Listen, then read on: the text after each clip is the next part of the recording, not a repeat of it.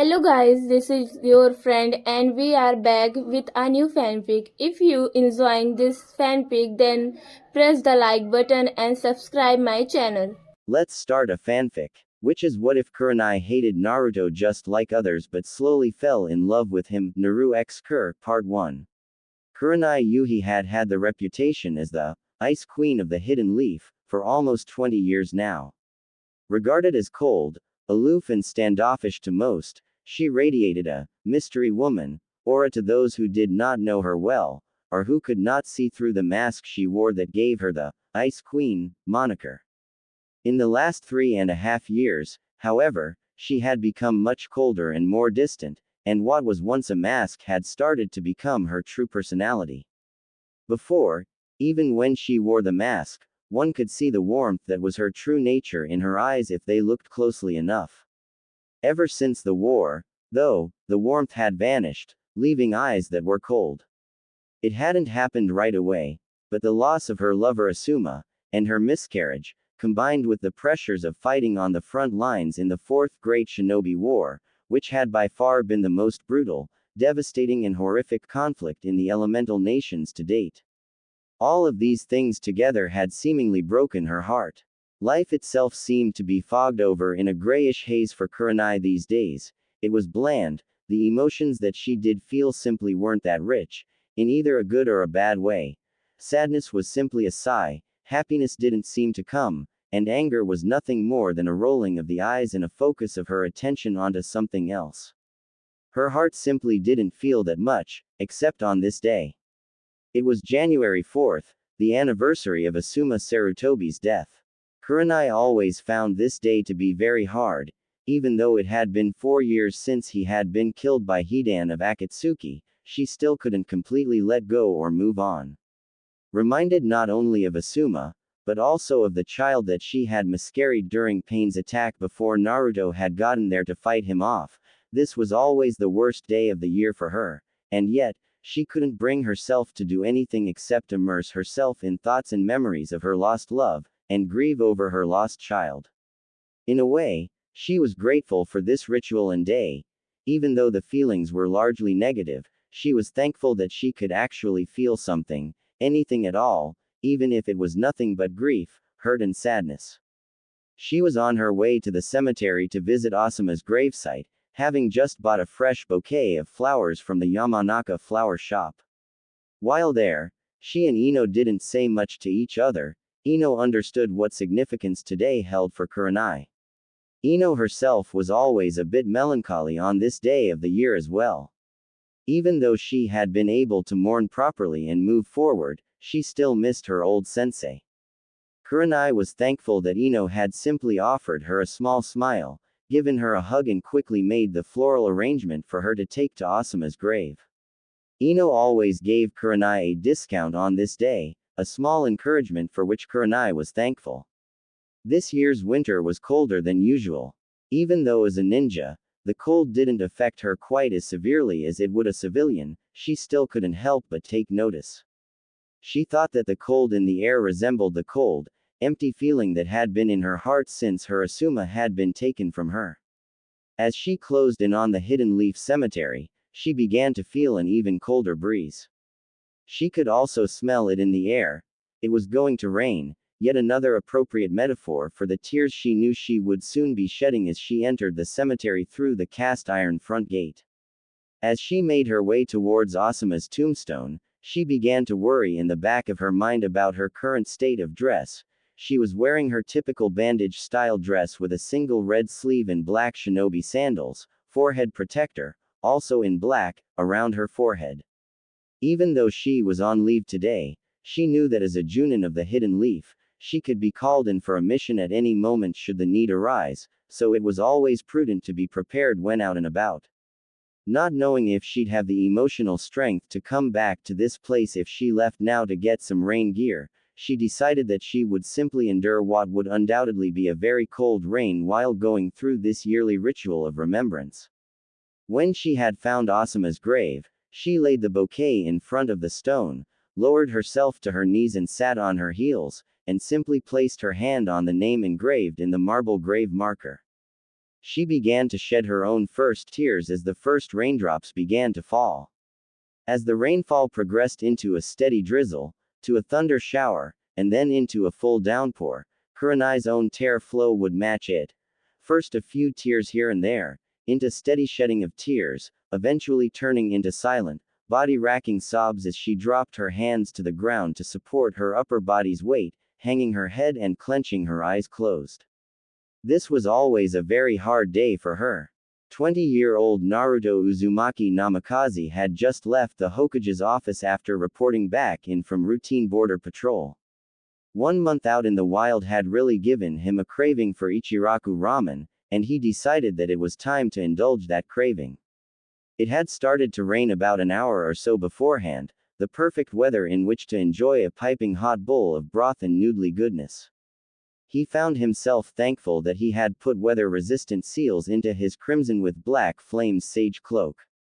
In addition, he had also placed seals into the cloak that would warm his body and dry him off if he activated them, each of the seals with their own chakra storage seals so that the cloak could perform this task without him having to concentrate on it. Naruto had to admit that the last several years had been good to him.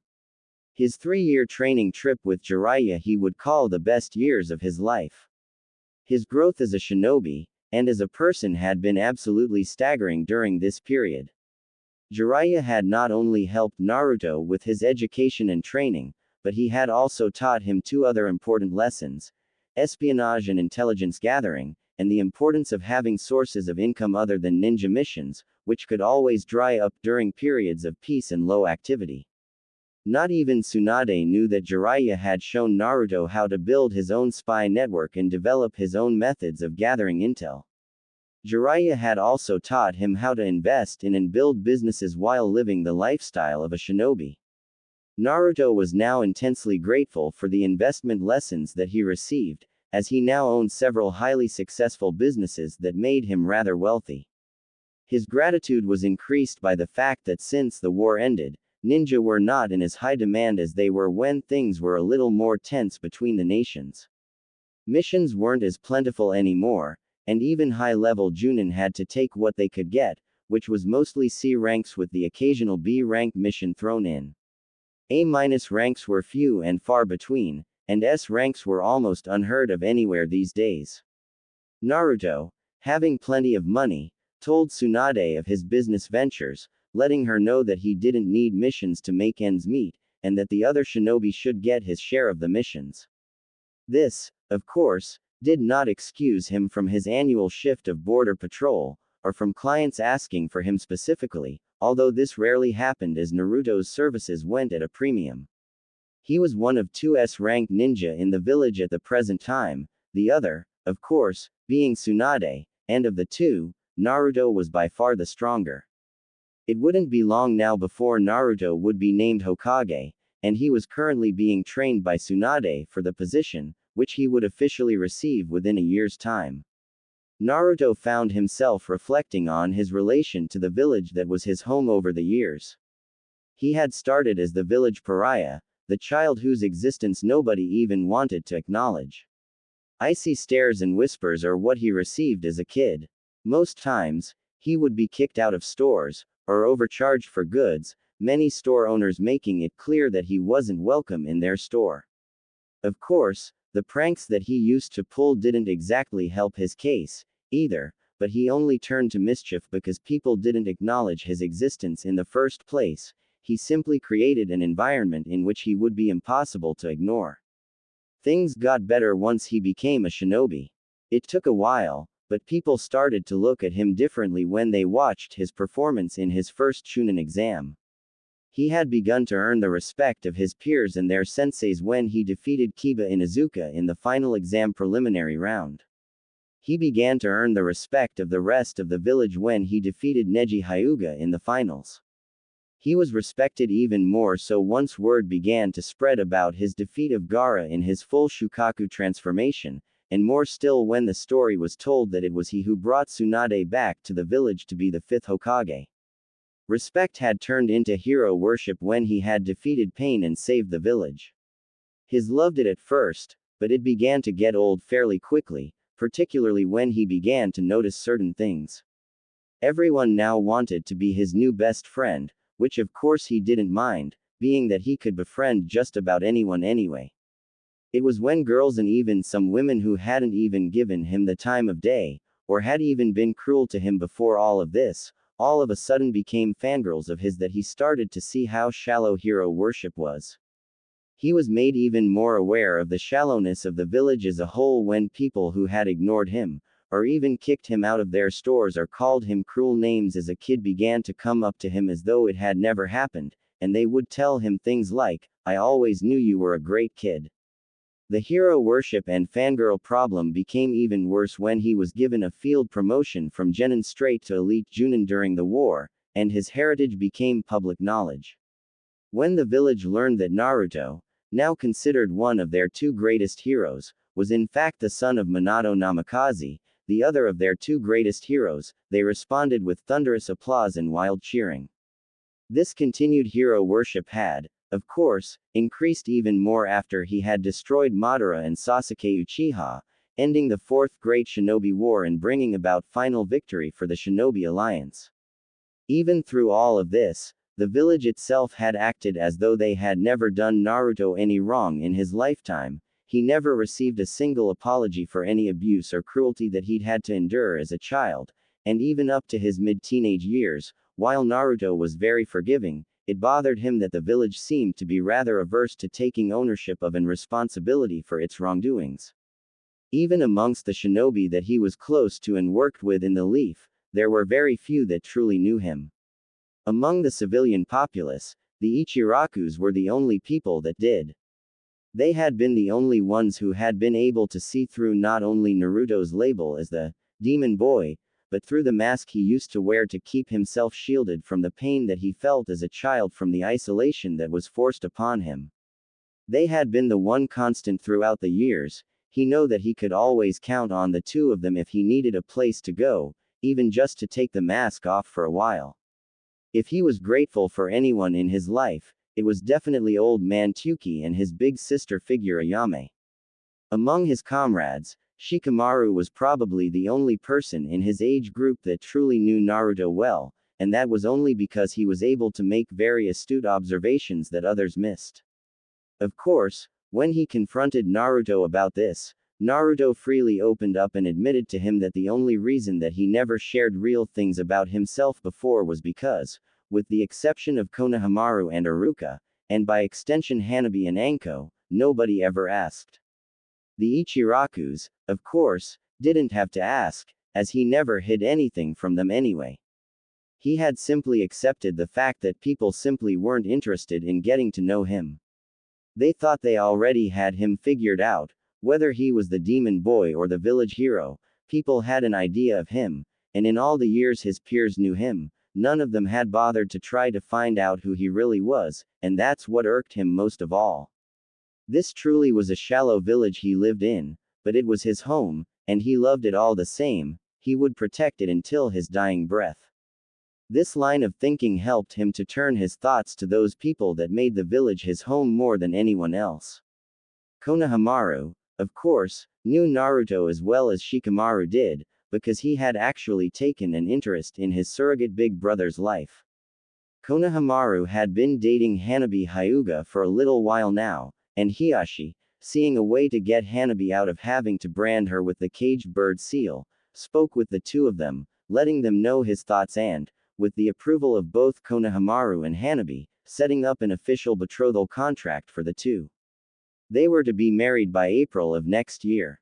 This, of course, caused Naruto to get to know Hanabi a lot better, as they were with him at his house quite a bit, and Hanabi came to see Naruto as a big brother herself.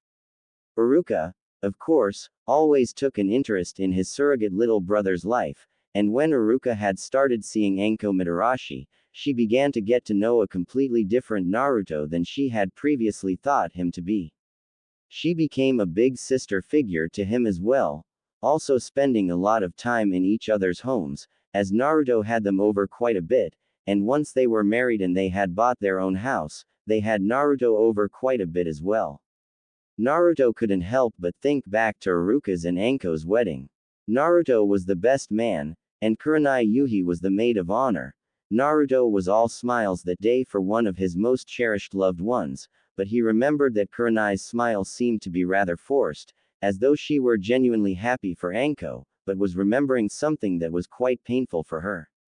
They had both made some small talk during the wedding reception, and he could tell that the woman was grateful that he was doing what he could to take her mind off of whatever it was that was bothering her. He made an educated guess that she was thinking of what her life would be like had Asuma lived and they had married, but he wisely decided not to broach the topic with her. As he walked by the cemetery on his way to his favorite eating establishment in town, he was broken out of his musings when he overheard a few men talking amongst themselves. "Boy, I wouldn't mind getting me a piece of that," said the first one with a leer. "Yeah, she's a hottie, alright, I'd like to bang that, myself," said a second one, with a smirk to the first one. Said a third, drooling at the object of their perverted thoughts. Naruto stopped for a moment and cast a glance in the direction that the men were looking, and saw the back of a woman. He recognized the bandaged dress and black-brown hair of the woman who had just taken center stage in his musings, one Kurenai Yuhi, kneeling in front of a gravestone with her head hung down and shoulders slumped, shivering, her body shaking up and down every now and again in what appeared to be sobs. Even from here, Naruto could tell that she was soaked to the bone, and would likely end up getting sick if she didn't cover up or take shelter soon. He hadn't really seen Kurenai in a while, or interacted with her much, but seeing her in the state that he presumed she was in, he felt compelled to try to offer some form of assistance to her. Noting his own compulsion, Naruto found himself getting irritated that these men were simply leering at her, not even noticing her emotional distress or physical discomfort, and began to walk in the direction of the cemetery's front gate, which happened to be where these men were standing. As Naruto approached, the men noticed him, smiled and greeted him like he was their best friend, as had become commonplace in Naruto's experience. Naruto simply smiled and nodded curtly, not stopping to talk to them, and entered the cemetery, not noticing that the men had decided to move on when he left. His expression changed to one of concern as he walked over to Kurenai, who was indeed shivering and sobbing, seemingly lost in her own world. Naruto removed his cloak and draped it over her shoulders as he walked around to the front of her. Kurenai opened her eyes as she felt the cloak drape over her body. She slowly looked up, her eyes taking in a pair of brown low-top leather lace-up boots and bleached blue loose-fit jeans, coming up to a crimson long-sleeve pullover shirt under a black Junin vest, and finally resting upon a mop of spiky blonde hair, and sparkling blue eyes on a tanned, chiseled face adorned with 3 whisker-like marks on each cheek. Recognizing Naruto Uzumaki Namikaze, she blinked a couple of times as those beautiful cerulean blues looked at her with great concern, seemingly wishing that they could ease her pain or even take it away completely. As he saw her swollen, puffy cheeks and ruby-red eyes made crimson from being bloodshot with tears, he offered a sad smile, which for some reason caused her to begin crying even harder than she had been, but this time, the sobs were loud, she couldn't hold them back anymore. Kurenai leaned forward, sobbing loudly into Naruto's shirt, her arms grasping at his Junin vest. She eased into him even more as Naruto's arms simply wrapped around her, his right hand gently holding the back of her head through her hair, his left hand gently rubbing up and down her back as she cried into him, releasing everything she was feeling. After a few moments, she eased into him even further, wrapping her arms around his body, clinging to him, continuing to sob into his chest, Naruto continuing to rub her back and keeping his hand in her hair. While doing this, he made shushing noises to calm her, and spoke softly, reassuring her that he would remain with her for as long as it took to let all of her grief out. After a few minutes of this, by the time Kurenai had cried herself out, she pulled back from him, regaining her composure before looking up at him and giving him a grateful smile. "Thank you, Naruto," she said quietly, her voice somewhat hoarse from sobbing. "You're quite welcome," he responded with a warm smile of his own. She smiled at his thoughtfulness, causing him to respond, "Kurenai, do you want me to give you some space for a while?" At this, Kurenai took a moment to collect her thoughts enough to respond to him as she said, thank you, again with a grateful smile. Naruto released his hold on her, Kurenai doing the same. He said to her, the cloak is weather resistant, and it has seals in it that will warm you up and dry you off, before putting his right hand into a half-ram sign, touching the cloak with his left hand and whispering, dry heat seal, release. Kurenai noticed that she immediately became warmer, and was also beginning to dry off, even the parts of her that were not covered in the cloak. She looked at Naruto, again with gratitude, and a bit of wonder mixed in. Naruto began to walk away while saying, take as much time as you want, okay? I'll wait for you by the front entrance. As he left her to finish her visitation, she found that she felt strangely lighter than she had felt in quite a while. She had never grieved or wailed that loudly, even when she had learned of Asuma's death or upon learning that she had miscarried, and she found that it had felt great to get it all out of her system. Years of pent-up grief and anguish had been released into Naruto's warm, comforting embrace, and she couldn't help but wonder how it was that this hadn't happened until now.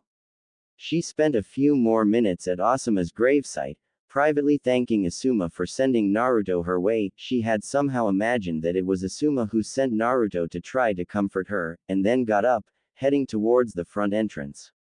She saw Naruto standing there, simply waiting patiently, allowing himself to get soaked in the downpour as she was now warm and dry in his sage cloak. He smiled as he saw her walking towards him, and she couldn't help but feel a sense of wonder at this young, handsome, and now rather tall, man before her. She began to think back to the last time she had seen him, which was at Anko's and Aruka's wedding. She could tell that he had noticed how she was feeling at that time, and at the wedding reception, he had seemingly made it his personal mission to make sure that it would be a fun and happy affair for her as well as for the bride and groom. It meant a lot to her that he was so considerate at that time. He was at least a good 6 to 7 inches taller. He had to be at least 6 feet 3 inches to her 5 feet 9. His hair was in the same style as his father's, spiky blonde up top, extending down to the bottom of his neck. As his face had matured, he resembled his father more and more. In fact, many had thought that he was the spitting image of his father, taking away the whisker marks. It was also easy to see that he had matured mentally and emotionally in the past 4 or so years since coming back from his training trip with Jiraiya. His voice sounded close to his father's as she remembered it, but Naruto's timbre was slightly lower. She also noticed a spark of wisdom and intelligence in his piercing gaze, along with sadness and pain, indicating that he had matured beyond his years, and that his maturation had not been easy. As she pondered this, she realized that in all the time she had known him, that she really didn't know him. All she knew were what the public already knew, as well as what the rumor mill spread. Naruto brought her out of her reverie as he asked, all set? Kurenai smiled and nodded, responding, yes, thank you for loaning me your cloak, Naruto, as she began to remove it to return to him. Naruto walked up to her and placed his hands over her own, gently pulling the cloak closed once again on her slim, lithe form. She looked up at him in confusion, to which he responded with a smile, Kurenai, I will not allow a lady to be soaked in the rain, or made to be uncomfortable if it's within my power to prevent it. At this, her confused frown became a surprised smile as she simply responded with a light blush, well, thank you, Naruto. Not at all, responded Naruto with a warm chuckle. He continued, so where can I escort you to? As they walked out of the cemetery and began to follow the road, Naruto walking alongside Kurenai, letting her dictate their direction. Well, I was just going to head back home, Kurenai admitted. Please, lead the way, said Naruto graciously. As they were walking, Kurenai's face began to pull itself into a happy smile. She began to talk to Naruto, so where are you coming from, Naruto? I just left from reporting into Grandma Tsunade after returning from border patrol.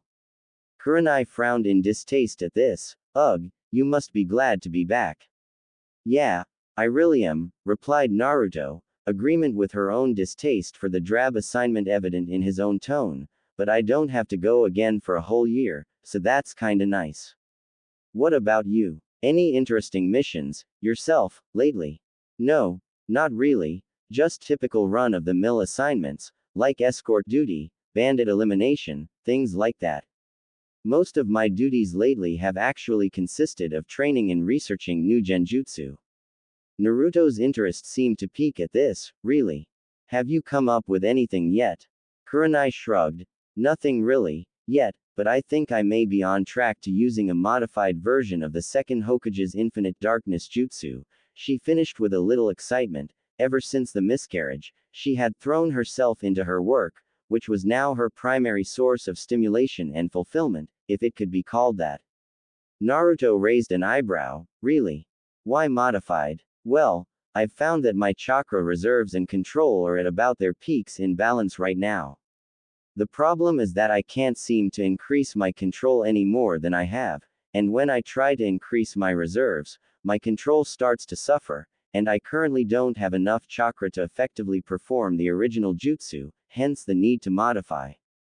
Naruto looked down at the road in front of him as he hummed in thought, then turned to Kurenai, not slowing his leisurely gait. That's a rather interesting problem to have. I don't think I've ever heard of anyone running into that particular issue. In theory, there should be no plateau like that. What chakra exercises have you been using to increase your control and reserves? Kurenai responded, the standard ones: leaf balancing, tree and water walking, kunai and senbon balancing, any combination thereof. Those are really the only ones that I know, and they're also the only ones I've needed for fine-tuned control. Naruto continued to ponder the issue that he had heard. He seemed to know something about her problem, but he couldn't put his finger on it. He knew it would come to him in time, so he decided to tell Kurenai that he would look into her issue. Kurenai, Naruto began as Kurenai turned her gaze to him once more. Something about the issue you're facing doesn't seem, well, normal, to be honest. Let me do a little research on what might cause this kind of problem, and I'll see if I can't help you find a better solution than having to modify jutsu to suit that limitation, okay? Kurenai's eyes brightened as she nodded, intrigued and excited at the possibility of making a breakthrough in her overall level of ability and skill. Silence reigned for a few moments, becoming somewhat uncomfortable, at least for Kurenai. She decided to break the silence. You know, Naruto, I can't help but think about Anko and Iruka's wedding, and how, well, you were quite observant of my mental and emotional state that day. I never did tell you just how thankful I was that you helped me, just to enjoy myself that day. Upon hearing this, Naruto smiled and responded in a tone belying genuine curiosity, you're welcome, but what brings that to mind? Actually, the fact that you've done it yet again just now, responded Kurenai, as she lowered her head, feeling both thankful towards Naruto, but at the same time, hurt and angry that nobody else had done anything beforehand. I had been at Asuma's gravesite for over an hour when you showed up, and nobody cared enough to try to help me. I overheard the comments of those men when they were ogling me, but you came over and seemed to know exactly what it was I needed. I guess, seeing this and experiencing this from you, it makes me realize that I really don't know you as well as I might have thought I did. You're right. I don't really know you that well, either. What do you say we remedy that? Almost immediately, Kurenai's stomach began to growl, causing her to blush. Naruto, not missing a beat, raised an eyebrow and added with a chuckle, over lunch, maybe. Kurenai gave a small smile in mild embarrassment, nodding in agreement with Naruto's suggestion. Naruto asked, so, got a tasting for anything? Kurenai thought a little before responding, not really, but I wouldn't mind some hot soup, this is good weather for it. Naruto responded in turn, I like the way you think, how does ramen sound? Kurenai gave another small smile and nodded. Naruto responded, to Ichiraku's, then. After a few moments of walking, they arrived at their destination, and entered through the front flaps, immediately attacked by the heavenly smell that the little stand always emitted. Ayame Ichiraku turned around and saw the stand's #1 customer, greeting him warmly. Welcome back, Naruto. It's been too quiet without you, here. Hey there, Ayame, said Naruto, giving her his famous foxy grin. How are ya? Same old, same old. One sec, she responded, as she turned around and yelled towards the back of the stand, Dad, Naruto's back. Tsuki Ichiraku came back out of the stock room, grinning upon seeing his favorite customer. Hey, Naruto. It's great to see you again, son. And with company, no less, he added with an amused, playful smile. You too, Tsuki, and yes, I believe you know Kurenai Yuhi. Why, yes, I do. What can I get for the two of you? Naruto looked at Kurenai with raised eyebrows, allowing her to order first. Kurenai looked at Naruto, seeing his expression, and turned back to Tsuki to place her order. I'll have a large seafood ramen, extra shrimp and fish cakes, please. Naruto then placed his own order. I'll have a Naruto special to start, old man. Tsuki smiled knowingly, coming up. Kurenai looked at Naruto with a single raised questioning eyebrow. Naruto special. Naruto grinned somewhat sheepishly as he responded, yeah, extra large bowl of miso ramen with 2 boiled eggs, double barbecued pork, fish cakes, beef, chicken, sprouts and a lobster claw. I order it so much that we just made a name for it. He added with a chuckle, I personally think Tsuki should just add it as a menu item, but he has yet to take that leap. Kurenai giggled in response to this, giving a slightly larger half smile. Fair enough, maybe we can create a Kurenai special today, She finished with a warm laugh. Naruto brought his hand to his chin in an exaggeratedly thoughtful gesture, with an equally exaggeratedly thoughtful frown. And what would be in the Kurenai special? Naruto turns to Kurenai, hands in front of him, palms facing outward and down, gesturing to imaginary ingredients on the counter as he begins his lecture on how to construct a special ramen dish. Okay, we have to start with a base, at which Kurenai began to engage in some interplay, responding, okay, so you mean we start with a broth or stock? Naruto smiled as he began some interplay of his own, correct. The Naruto special, for example, has a base of miso and beef broth. So, what would the Kurenai special's base be? Responded Kurenai, as she looked off in an exaggeratedly thoughtful expression of her own, and responding after a few moments, I believe that a shrimp, lobster or even a vegetable base would best suit the Kurenai special. At this, Naruto took on a genuinely thoughtful expression, as though trying to envision how a mix of these might taste. I wonder, what about a mix of shrimp and vegetable stock? Kurenai wore a bemused smirk as she responded, that actually sounds pretty good. Naruto, still in thought, added, I must admit I also find myself wondering what shrimp broth and miso might taste like together. Both of their musings were interrupted by the soft clink of a small platter being placed on the counter by none other than Tsuki.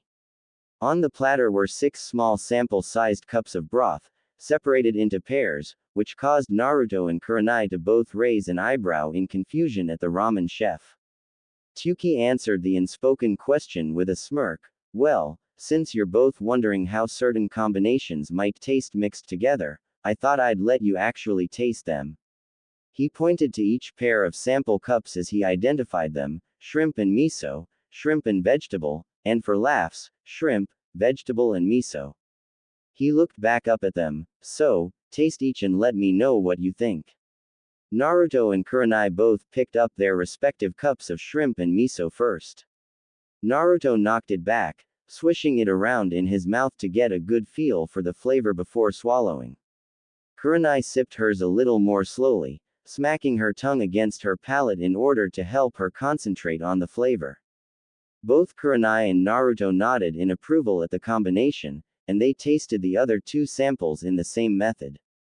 When they were done, Kurenai spoke her mind, I believe that the shrimp and vegetable base would best suit the Kurenai special, as the miso, while very good, overpowers the other 2. I envision the Kurenai special with a lighter flavor. At this, Naruto and Tyuki nodded in approval of her judgment. Naruto continued with the lesson. Excellent.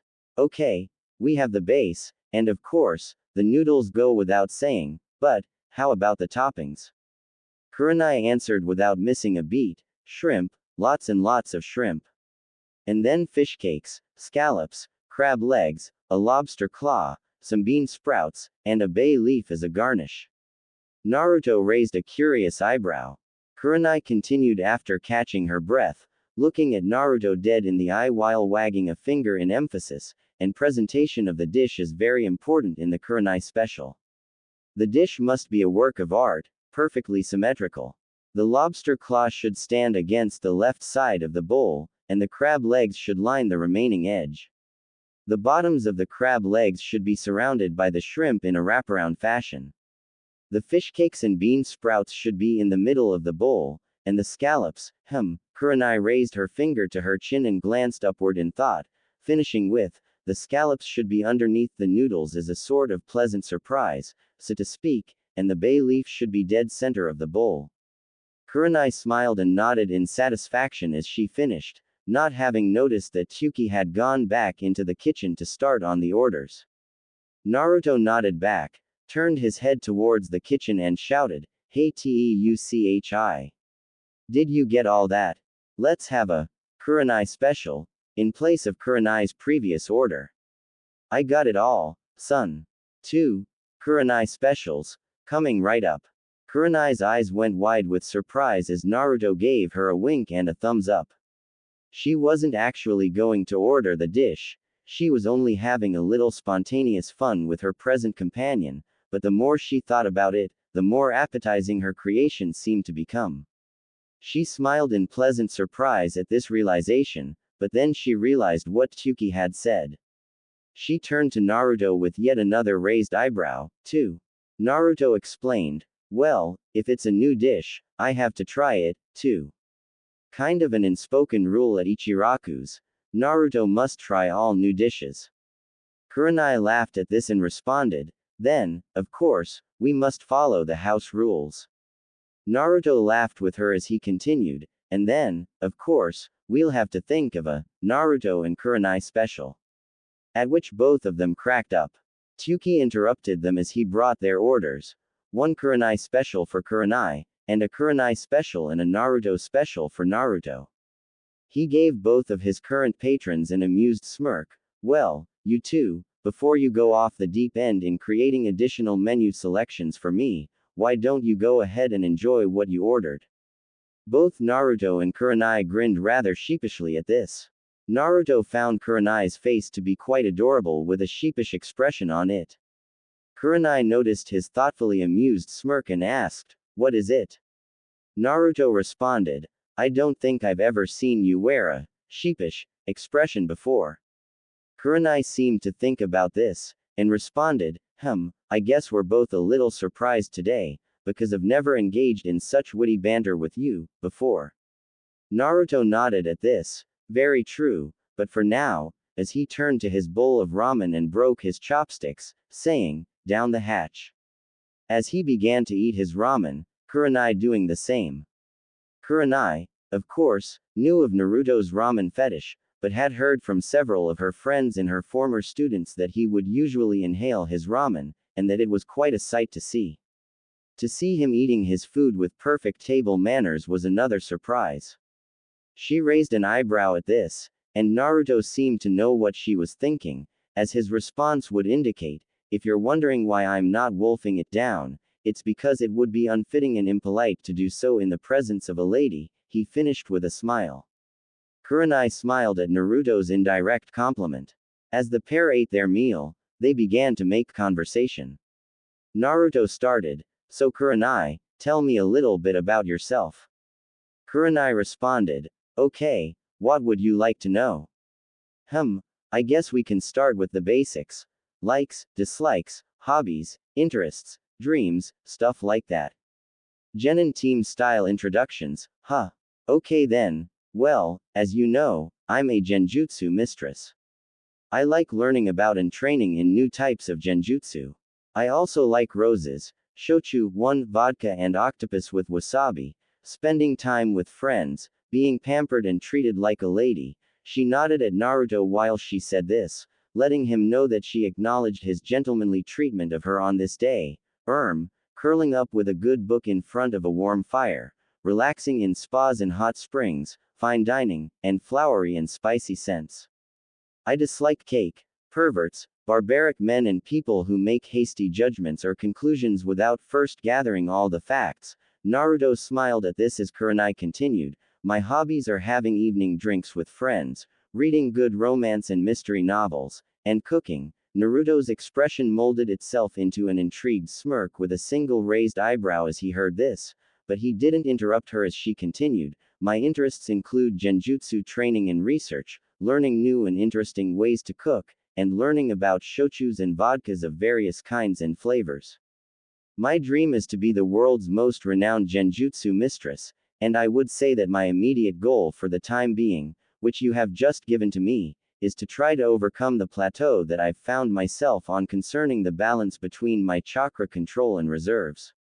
She took a breath as she finished, then asked, so what about you, Naruto?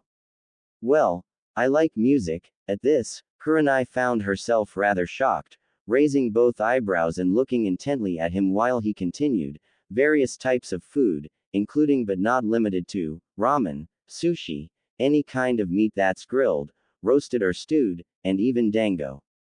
My favorite ninja art is fuinjutsu. Kurenai found herself surprised yet again. I also like taijutsu, kenjutsu and ninjutsu. I love to learn anything new, especially any new skills that I can get my hands on. My favorite jutsu to use is my shadow clone jutsu because of the way in which I learn anything my clones learn, which allows me to learn and master any new skills I wish to learn very quickly. I like shogi, go and any other game of strategy. I love physical training. I also like relaxing in a good hot spring. My dislikes are perverts, fangirls, at which he involuntarily shuddered before continuing, people who make hasty judgments about others, being hit by people simply because they're annoyed, cowards and traitors. Kurenai noticed Naruto's eyes darken just a bit as he said the last two, but allowed him to continue. My hobbies are learning any new skills that I might find useful and putting them to use, training my mind and body, calligraphy, it helps with my singing and playing various musical instruments. At this, Kurenai couldn't help but interrupt, really? She said, surprise evident in both her tone and expression. Naruto smiled, it's true. I was actually born with perfect pitch, and I had taken up singing to start with as a kid.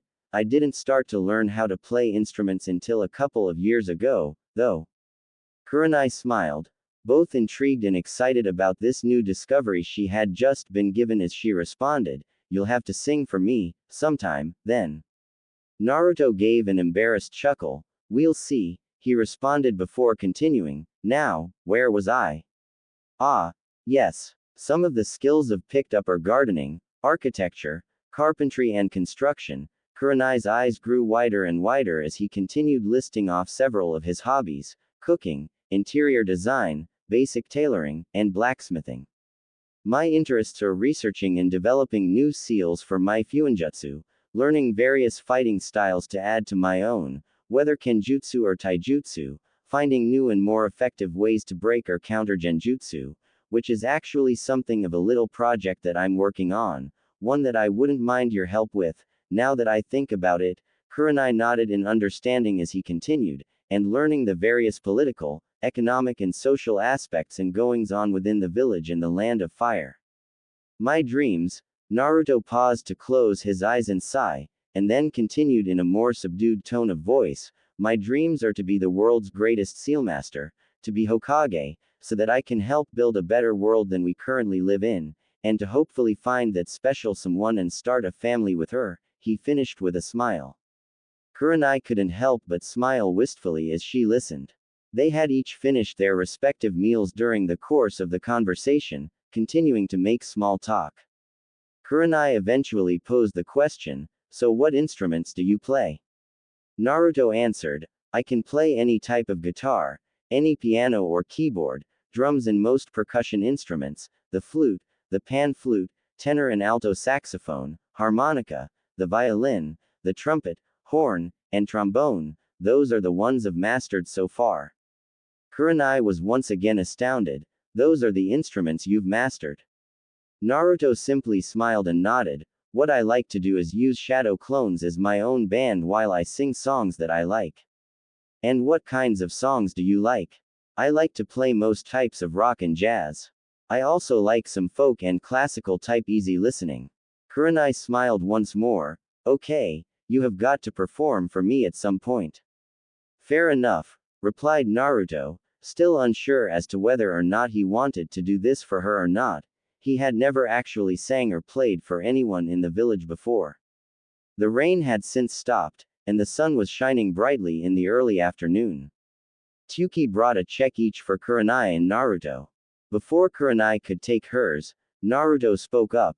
Tsuki, I'll take both of those. Kurenai tried to object. Naruto, you really don't have to. Naruto, however, would have none of it. Nonsense. Being a gentleman, I am more than happy to pay for the lady in my company, he ended with a sincere smile. Kurenai simply smiled in resignation. Very well, thank you, kind sir. You're quite welcome, dear lady, responded Naruto, in a playful tone. Naruto paid both bills, and escorted Kurenai out of the stand. Noting that the rain had stopped, and the sun was out, warming the chill in the air somewhat, Kurenai removed Naruto's cloak from her shoulders and handed it back to him, thanking him again for covering her up. So when should we meet and talk about this little project of yours? Asked Kurenai. Naruto thought at this for a few moments before answering, are you free later today? Kurenai nodded, mildly surprised that he was prepared to do it so soon. Yes I am, actually. Naruto continued, do you still live at the same place? I haven't moved in over 10 years, if that's what you mean. Okay, I know where you live, then. I'll come by your place at around. Is 4 okay? You don't have to do that, Naruto. I can just meet you at a training ground or the library or something. That's not the problem. The issue is that all of my research is in my library at home, and it's not exactly portable, and, if nothing else, I can make us dinner after we're done. Naruto, you don't have to go to all that trouble, said Kurenai in mock annoyance. Naruto smiled knowingly and simply nodded, replying, it's no trouble, Kurenai, remember, I like to cook just like you do. Kurenai began to open her mouth to respond, and then curtly closed it, nodding with a smile, okay, then. I'll see you at 4. You bet. Until then, dear lady, have a wonderful afternoon. Thank you, kind sir. I will be sure to. She said with an exaggerated yet genuine smile as she walked away, waving goodbye. Naruto noticed that her step had quite a bit more spring to it before he left to prepare his notes so that he could show Kurenai exactly what he had come up with so far. As he was walking home, he continued to ponder her chakra control, reserve balance problem, and the answer suddenly hit him. Smiling to himself, he would be sure to ask Kurenai a few questions about it later to confirm his theory after he brought her to his home. As Kurenai walked home, she unconsciously wore a wistful smile on her face as she strolled at a leisurely pace. She couldn't help but reflect on her encounter with the young blonde who had completely transformed her mood in such a short amount of time. Wow, I don't know what to make of this. Naruto was able to get me to completely drop my guard with just a look and a smile, even Asuma couldn't do that. Whenever he looked at me, he looked me in the eyes. It's been a while since a man actually treated me like a person with feelings. I'm supposed to be more observant to subtleties than most, so how did I miss all of this about Naruto? A lot of things really kind of make sense, now that I think about it. His fights against Kiba and Neji in the Chunin exams all those years ago, the way he was able to help Yakumo, and the way he believed in me as Team Eiza-sensei. Even the way he was able to defeat Pain, in spite of being the ninja that all of us kind of looked down our noses at, he still somehow managed to become far stronger than all of us, and it never occurred to me to try to get to know him before now. Kurenai found herself feeling a sense of resolve that she hadn't felt since the days of her old genin team when she was determined to make them into the best ninja they could be. As her thoughts began to take a different direction, well, I'm going to get to know the man that has thoroughly intrigued me today. I wonder just how many of his comrades have really taken the time to get to know the real Naruto. She continued strolling along, the dreamy, wistful smile never having left her face, her body walking on autopilot as she daydreamed like a schoolgirl about future encounters and conversations with the Namikaze clan head. She was brought out of her daydreaming by a familiar feminine voice to her left calling her name. As she stopped and blinked to collect her thoughts and her bearings, she turned her head in the direction of the voice to see Ino standing in the door of the Yamanaka flower shop. She hadn't even realized that she had walked in this direction. She smiled again as Ino walked towards her. When Ino got close, she stopped and asked with some concern, "So, did everything go okay?" Kurenai nodded with a genuine smile. "Yes, Ino, everything went fine. Thanks again for the discount on the flowers." Ino smiled in response, "It's no problem at all, I miss him, too." Kurenai's smile became a little sadder, but it never left her face. "Yeah, but that's over for now, so let's enjoy the rest of the day, shall we?" she asked, with a brighter smile as she finished. Ino frowned in thought, raising an eyebrow in bemusement, which was evident in her tone. "Kurenai, you do seem a little happier than usual," she said, leaving an open door, hoping to bait Kurenai into sharing why she seemed to be acting a bit out of character at the moment. Kurenai, still feeling rather wistful, didn't seem to notice this, and began to take the bait. She said, looking up and around with that same wistful smile and glazed over look in her eyes. "I guess you're right, I do feel happier than I've felt in a while," as she turned her gaze back to Ino. Ino narrowed her eyes suspiciously at Kurenai, causing her to raise a confused eyebrow. Ino grabbed Kurenai's wrist and pulled her into the shop, towards the back. When she had dragged Kurenai back far enough to be able to have a private conversation, she let go of Kurenai's wrist, turned to face her, and with narrowed eyes and a sly grin on her face, she said, "Okay, spill." "Huh?" asked Kurenai, genuinely confused. Ino continued, "Who is he?" This only seemed to confuse Kurenai even more. Who is, who? Ino, of course, would not be deterred. Rolling her eyes, she responded, "Kurenai, you came into the shop earlier sad and depressed, the same way that you come in every year on this day. I find you only a few hours later, and you look like you're walking on air, so if I didn't know any better, and I don't, I would assume that you've become rather infatuated with someone between then and now. So, spill." Ino finished in a mock forceful tone with a raised eyebrow and a bemused smile. Kurenai frowned in thought at this, trying to collect her thoughts. Am I really that easy to read right now? I'm certainly intrigued by Naruto, but would I go so far as to say I'm becoming infatuated with him? I know that I could certainly do worse, but, still, I haven't even had time to think about my feelings, they've just started. I don't really know how I feel right now, and with this, she turned her attention back to Ino's intense gaze. "I'll need to handle this delicately." Kurenai turned to Ino with a smile and responded, "Ino, I won't tell you who he is," and which Ino interrupted, while pointing at Kurenai with a knowing grin, "Ha. I was right." Kurenai nodded as she continued, "I don't even know how I feel yet because I don't really know him that well. I haven't had the chance to really even think about my feelings because I only started feeling this way a few minutes ago, but if anything does develop, I will make sure to let you know." "Does that sound good?" Ino gave a knowing grin, nodding at the older Junin. Kurenai smiled at Ino before taking her leave of the girl, letting her know that she had some things that she needed to take care of. Ino couldn't stop grinning excitedly about the possibility of Kurenai getting a new man, and her curiosity was growing by the second. Of course, working in I&T taught her many things, first and foremost among them being patience. She knew she would find out, or dig it out, soon enough. It was a little after 2 in the afternoon when Kurenai arrived at her home. She spent the rest of the afternoon freshening up after having gotten doused in the rain earlier.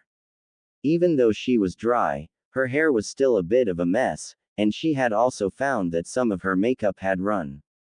Feeling rather embarrassed at her current appearance, and rather grateful that Naruto had the presence of mind to not draw any attention to it, she decided to draw a bath and wash up.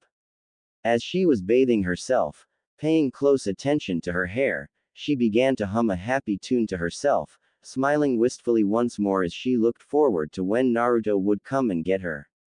She started to realize that she was actually getting excited at the fact that she would be eating dinner with him, at his home, no less. It was a little before 3 o'clock by the time Kurenai had finished cleaning herself up and getting dressed again. After taking a few minutes to reapply her normal makeup, she decided to read Murder in the Hidden Mist, in order to get her mind off of her excitement at her upcoming appointment with Naruto. She walked into her living room, curled up onto her plush purple velvet love seat, opened her novel to the bookmarked page, and began to read. Naruto was leaping across the rooftops so that he could quickly get back to his home in order to prepare his research for his brainstorming session with Kurenai. As he arrived at his home, he quickly opened the front gate and entered the grounds of his estate.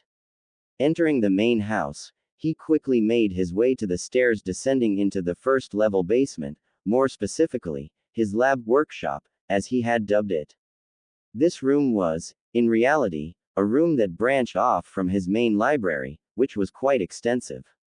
The workroom itself was actually a decent-sized room, with a sizable desk, 2 long tables that he used as workbenches, all of which were a few feet away from the walls, as each of the 4 walls in the room had 2 8 feet by 20 feet whiteboards mounted on it, the room's single door in the middle of 2 of the whiteboards being the only feature distinguishing that wall from the other 3. The whiteboards, fortunately, didn't need too much organizing, as Naruto kept the details on them in good topical or sequential order. The scrolls and other documents containing the rest of his notes, however, needed to be not only organized, but separated from the documents and scrolls that were being used for several other projects of his as well. He created 5 shadow clones, and with them, he started sifting through all of the documentation and paper, separating each document into piles by project. Once he had all of his papers organized, the clones took the other scrolls and placed them out of the way underneath the workbenches, while Naruto himself brought the project he wanted to discuss with Kurenai over to his desk. Satisfied with the simple preparations that he had made, he went back into the main living areas of the house, making his way to the 2nd floor and into his bedroom. Once inside his room, he took off his sage cloak and his Junin vest, but elected to keep his headband on. As he looked at his alarm clock, he realized that the time was now 3:45. He quickly ran out of his room, back down to the 1st floor of the house, and ran out the front door. His front gate was still up, and Naruto unconsciously went through the hand seal sequence that would reseal his property as he exited the grounds and made his way across the rooftops once more, this time to Kurenai's apartment complex. He heard the occasional squeal of a fangirl in the streets below. Shuddering, he decided that they were going to take the rooftops back to his house as well to avoid being mobbed mid-trip. It only took Naruto about 5 minutes to arrive at Kurenai's front door. Even though he was still almost 10 minutes early, he decided to knock anyway. He heard a muffled cry of, "Just a second," from the other side of the door, in a voice that he recognized as Kurenai's own. A few seconds later, the front door opened, revealing a Kurenai that was much more refreshed than when Naruto had last seen her. Naruto smiled as he greeted her. "Hey, there." "Hello." Kurenai greeted him in kind as she smiled in response, drawing out the second syllable in a friendly manner. Naruto continued, "I know I'm a little early, do you need a few minutes?" Kurenai shook her head. "Not at all, and you get points in my book for being so prompt. I was just reading a book while waiting for you." "Well, okay then," Naruto said as he stepped back, extending his left arm out to the side in a gesture indicating that he would like her to follow him. "Shall we?" Kurenai smiled in response. "Let's," she said, As she exited her apartment, closing and locking the front door before walking beside Naruto as they left her apartment complex, Naruto leading her in the direction of his home. Naruto set a comfortable rooftop pace for Kurenai to follow him. Kurenai had never realized just how bad Naruto's fangirl problem was until she heard the squeals in the streets below. Even Sasuke didn't have it this bad. In fact, the only person I can remember having this kind of problem was the fourth Hokage. Well, Naruto is his son, so I guess on one hand, it's really not surprising, but still, seeing it from this end, she gave an involuntary shudder in sympathy for Naruto as that thought trailed off. After about 10 minutes of travel, Kurenai had followed Naruto to what was the old Uchiha district before the village reclaimed the land and began to sell it off. He led her to a 20-foot-high wall. A single vaulted archway housed a black slab of cast iron that appeared to serve as the front gate.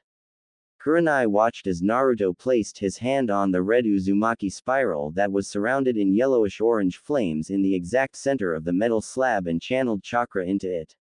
Naruto removed his hand as the emblem began to glow, after which a metallic groan was heard as the slab began to lift itself, allowing the pair entrance to the property within.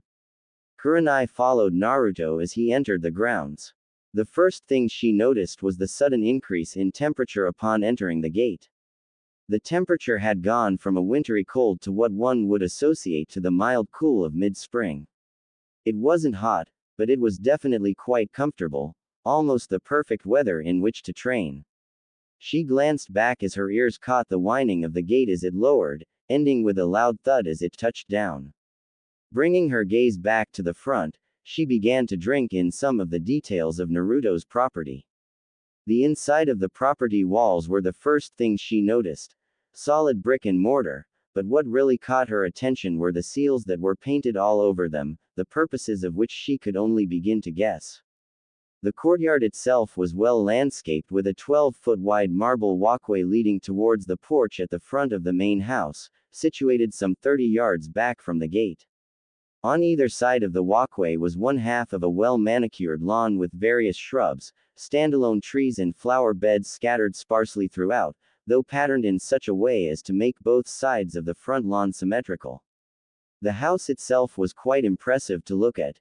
Built in a Western style of wood painted white intermixed with grayish-brown stone, Kurenai guessed that this two-story mansion had to be at least 5,000 square feet, and this was just from what she could see above ground. As Naruto led her to the front door, he opened it for her as he said, "Welcome to my home, Kurenai." Kurenai smiled as she entered the open doorway.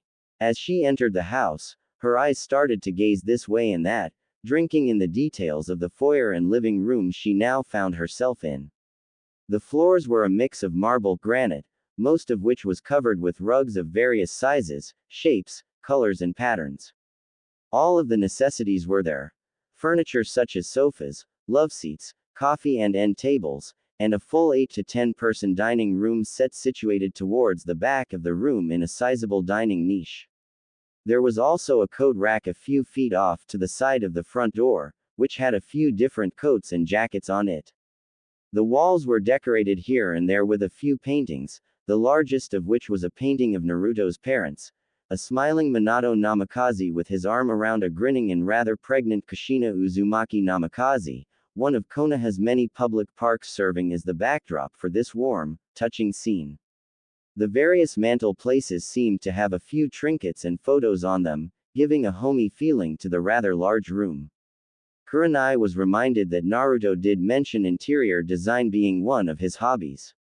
She was brought out of her observations by the sound of Naruto's voice. "So, would you like the grand tour before we get down to business?" Kurenai smiled bemusedly. "Yes, I would, please." Naruto motioned for her to follow him. "This way, then." Kurenai followed Naruto as he showed her his home, beginning with the current floor. The first floor contained the kitchen, which was very large, spacious and quite well equipped, the living room, the dining room, an indoor onsen built off to the side of the house with several different baths, each being large enough for about 6 people, as well as each bath having its own retractable roof if the bathers wanted an outdoor onsen, and an office study. Naruto explained to her that the office on this floor was one of several in the house, and this particular one served the purpose of keeping his records and allowing him to handle his life money matters, as he called them. Kurenai couldn't imagine why he would need a 15 feet by 20 feet room filled with furnishings and filing cabinets simply to handle life money matters. Of course, given the size of the house and property that Naruto owned, she could pretty well guess that he was fairly affluent. The rest of the first floor was just a few bathrooms, rooms primarily used for storage, or had not yet been given purposes by Naruto. Naruto proceeded to lead her to the second floor, which housed several guest bedrooms and corresponding bathrooms, as well as the master bedroom, bathroom suite, the ornateness of which astounded Kurenai. The floor of this room was covered in what appeared to be carpeting made of various animal furs. The walls were painted on a soft medium tan, accompanied by soft lighting, giving the room an alluring, almost romantic air, as though this would be Naruto's little piece of heaven on earth. The dressers with their accompanying vanity mirrors and nightstands were all made of or framed in solid oak, which Naruto had explained had come from the richer parts of the Land of Fire's forests. The bed, she noticed, was also quite large, easily capable of fitting several people comfortably, having an oval shape, and covered in crimson silk sheets and high-quality comforters, matching the crimson velvet drapes which outlined the windows, and were currently drawn back to let the day's natural light bathe the room. After seeing all of this, Naruto led her towards the walk-in closet, and allowed her to look inside it. Though quite spacious, she noted that most of it was empty, as it had been built for two rather than one. Seeing that there wasn't much else to look at in the closet, she turned her attention to the master bath. The size of the bathroom, as well as the magnificence of the fixtures, caused Kurenai to gasp in awe. Inside the bathroom was a stand-up shower big enough for two, with an outcropping allowing for the occupants to sit while showering. There were also several water jets on the walls, allowing for shower massage in addition to the main shower head. There was also a bathtub that was large enough for two occupants, complete with whirlpool jets to turn the bathtub into a jacuzzi. On the wall opposite the shower stall and bathtub, were the toilet, the seat of which appeared to be quite comfortable, but other than that, was largely without any features of particular notice, and two separate his and hers sinks with corresponding vanities and medicine cabinets, all surfaced with polished marble. The floors and walls were covered in lavish tile, patterned in a mixture of pearl white, sky blue and lime green. Naruto led Kurenai out of the master bathroom once he saw that she was starting to drool. He led her out to the balcony of the master suite, pointing out the grounds on the sides of the house and in the back, all of which was visible from the balcony. He pointed her to the training dojo that he had set up about 50 yards or so back from the house and off to the right, and gave her a rundown on the facilities and equipment that could be found inside the structure. He also pointed out the sizable shed where he kept his gardening and landscaping supplies, as well as a workshop where he planned a lot of his personal construction projects, as well as where he kept his forge for his blacksmithing. Off towards the very back of the property was a lakeside shore with its own pier. After he was done pointing out the grounds to her, he led her back into the house and back downstairs, where he showed her that, even though he had stairs that enabled ascent and descent into the basements, she wasn't sure she heard that right at first. Naruto had created and installed a seal array that acted as a teleporter between a corresponding seal array on each level of the house. He led her onto the seal array on the main floor, and teleported her to the second level basement, explaining to her that they would finish the tour on the first level basement, as that would be the area where they would be working. On one side of the second basement level was a control center, of sorts, where Naruto would be able to monitor the condition of the seals that powered and controlled the house and grounds, as well as use certain master control and override seals should the need arise to do things such as lock down the house, or shut down any seals that might become compromised or damaged, somehow, regardless of how small the chance might be. On the other side was a musical studio, complete with more instruments than Kurenai could count, and some that she couldn't even identify. On top of this, it was set up with a full array of professional quality auditory equipment, microphones, speakers, amplifiers, soundboards, all connected in a complex web of wires, and even a recording and direction booth. It was quite extensive. Kurenai was amazed by the vastness of it all. Even Naruto's informing her of his mastery of various instruments could not prepare Kurenai for what she was currently seeing. Naruto brought her out of her daze as he led her to the seal in order to come to the final stop on the tour, the first level basement directly above them. This level consisted of a library, which was quite vast, seeming to rival the village's main library, if not in size, then certainly in the amount and depth of content and subject matter that it contained.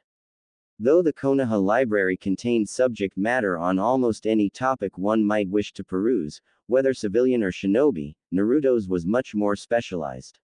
It only contained subject matter pertaining to topics that were of interest to him, such as various works on ninjutsu, taijutsu, kenjutsu, and even some works on genjutsu, but it was the magnitude of the content that caught Kurenai's attention. In addition to these topics, there were various other volumes on any range of topics from strategy to politics to blacksmithing and any related topics to these fields of endeavor. Naruto even had a few medical texts in his library. What had surprised Kurenai even more than the amount of content that she could see, was that Naruto had told her that there was even more that wasn't visible at the moment.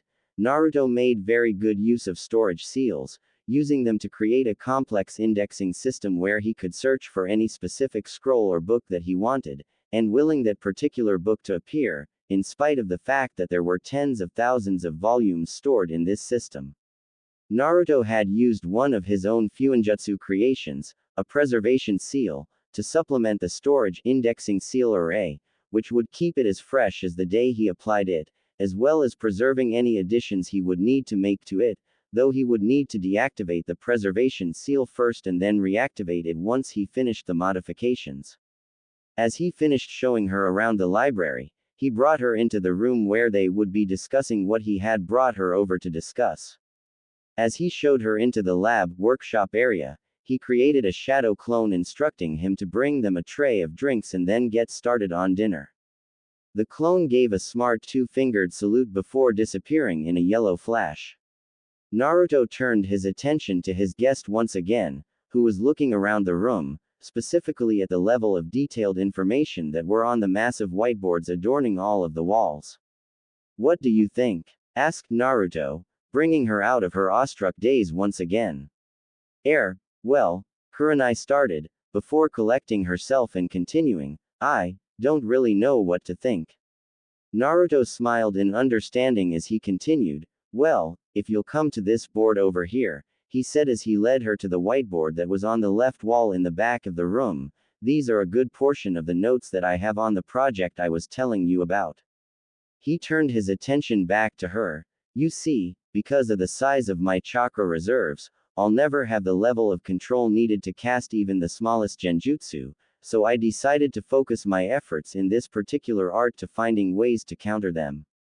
I figure that even if I can't cast them, I can at least make every effort to make sure that I can't be overcome by them. So, as you can see, I started studying genjutsu theory with that particular premise in mind."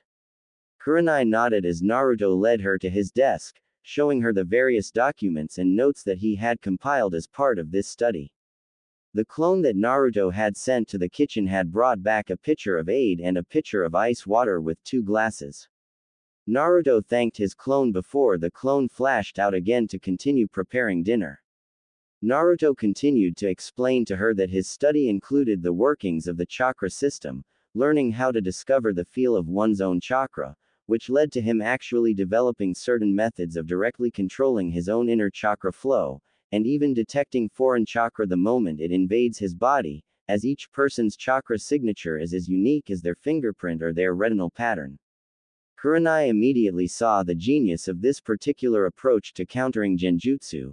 If this project yielded fruit, Naruto could very well have created a sub-discipline of genjutsu that could save countless lives of genjutsu-deficient shinobi on the battlefield. Naruto explained to her that he still needed to create a few test case scenarios so that he could run some clinical trials on what he had found. Kurenai, Understanding the field of genjutsu better than anyone else in the village could be instrumental in creating a comprehensive set of test cases to run through, which she found herself to be very excited about doing. They spent some time outlining the specifics of the trials that would need to be run, from the starting conditions to the ending conditions, as well as the expected results of each method that Naruto had outlined in his study, and specifics on how to quantify the results of each trial. Kurenai grew more and more excited about the day when they could present this to the Hokage for introduction into the academy, or even for trials in the field under much more erratic conditions. After a couple of hours, they had finished creating the basics of their test plan. Naruto would fill in the blanks and the rest of the details to have a complete set of clinical trials ready to run in a week's time. It was at this point that Naruto remembered about Kurenai's little plateau. "Oh, Kurenai," asked Naruto, waiting as Kurenai turned her gaze to him, "I have an idea as to what might be causing your chakra plateau." Kurenai looked at him expectantly as he paused briefly before continuing, "How are your ninjutsu and your taijutsu?" She answered him honestly in a tone that belied no feelings or opinion on the matter in one direction or another. "Both are quite lacking, to be honest. If it wasn't for the fact that I'm better at genjutsu than even the 5 Kages are, I'd only be a special Junin, and not an elite one. I'd say that with the ninjutsu that I do know, I have Junin level mastery of them, but I only really know the substitution, the transformation, the clone and the teleportation. My taijutsu is the academy style with a few things of thrown in, but I'd say that I can fight with that at solid Chunin level." Naruto nodded knowingly before giving her his analysis of her problem. "I think your problem lies in the fact that you have so few ninjutsu, as well as being lacking in taijutsu. Most Junin have the ability to manipulate their chakra into at least 2 elements. And from what you told me about the chakra control exercises that you know, there are 2 vital types of chakra control exercise that you're missing. One is change in chakra shape, such as what Suna's puppeteers do with their chakra strings, and the other is change in chakra nature, which is how we make our elemental ninjutsu more effective, and also how medical ninjas turn their chakra into medical chakra. Let's take the second Hokage's infinite darkness jutsu. It requires both great control and some pretty good size reserves, both of which you're finding to be beyond your current level, right?" Kurenai nodded in response, paying rapt attention to his explanation. Naruto continued, "Well, one thing you'll remember about Tobirama Senju was that not only did he have very formidable skills in genjutsu, but his main strength was his control over water-based ninjutsu, specifically, both his ability to change the chakra's shape into streams, waves, walls, etc. And also his chakra's nature, from normal chakra into water-based chakra, both of which added to the degree of control he had over his own chakra. On top of that, he was also able to use space-time ninjutsu almost to the level that my father could, and his physical battle prowess was on Might Guy's level if not beyond it. Being able to add precise amounts of chakra to his blows and his weapons also did a great deal to build both his control and his reserves. It was all of these different ways of controlling chakra that he employed that, combined together, gave him the overall degree of control required to use genjutsu as effectively as he could." Kurenai frowned in both thought and mild frustration at this. She could somehow sense in her gut that what he was saying was spot on, but she was also mildly frustrated that it wasn't until now that she had become aware of the problem. Deciding that continued frustration would serve no purpose, she nodded in acceptance of Naruto's analysis. "So, I now know my problem. Do you have any ideas as to how I can fix it?" she asked in honest curiosity. "Actually, yes," replied Naruto, currently seeing several steps that she could take in correcting her problem. "I think the first 2 things we'll need to do are to train your body and your physical battle skills, using chakra to enhance them at the same time, and also help you with training change in chakra nature. Do you know what your primary elemental affinity is?" "Fire is my main element," responded Kurenai. "Okay, we can start there. Do you know the shadow clone jutsu?" "No, I don't." "Well, all you need to do is create this hand sign." He showed her the cross-fingered hand sign for the shadow clone jutsu, and pump as much chakra as you can into it. Since you already have Junin level reserves, you won't have to worry about chakra exhaustion on your first attempt. Kurenai placed her fingers together as Naruto had demonstrated, molded as much chakra as she could, and shouted, "Shadow Clone Jutsu." To both their surprise, 15 clones of Kurenai came into existence. Naruto looked at the original to see that she was panting slightly. In a tone showing how impressed he was, he said, "Very good, to get it on your very first try like that. It says a lot about the chakra control you have already, and it looks like this is about your safe limit at the moment. Remember what I said about shadow clones sending their experiences back to the user.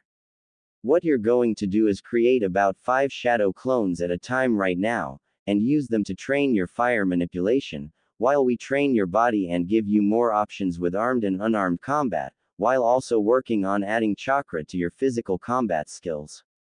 Kurenai smiled, somewhat tiredly at this, as she nodded, thankful that Naruto would take the time to help her as she would to help him. Naruto told her to go ahead and dispel her clones, as since they hadn't taken the time to learn or do anything, she could safely dispel them without a backlash. She did so, feeling some of her chakra returning to her.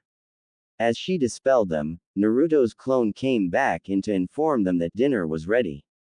Naruto nodded in thanks, at which the clone dispelled, giving Naruto its memories of preparing some broiled fish and rice with a vegetable stir-fry, as well as some octopus with wasabi, and 2 chocolate parfaits for dessert. Naruto smiled at this, knowing Kurenai would be delighted at tonight's meal.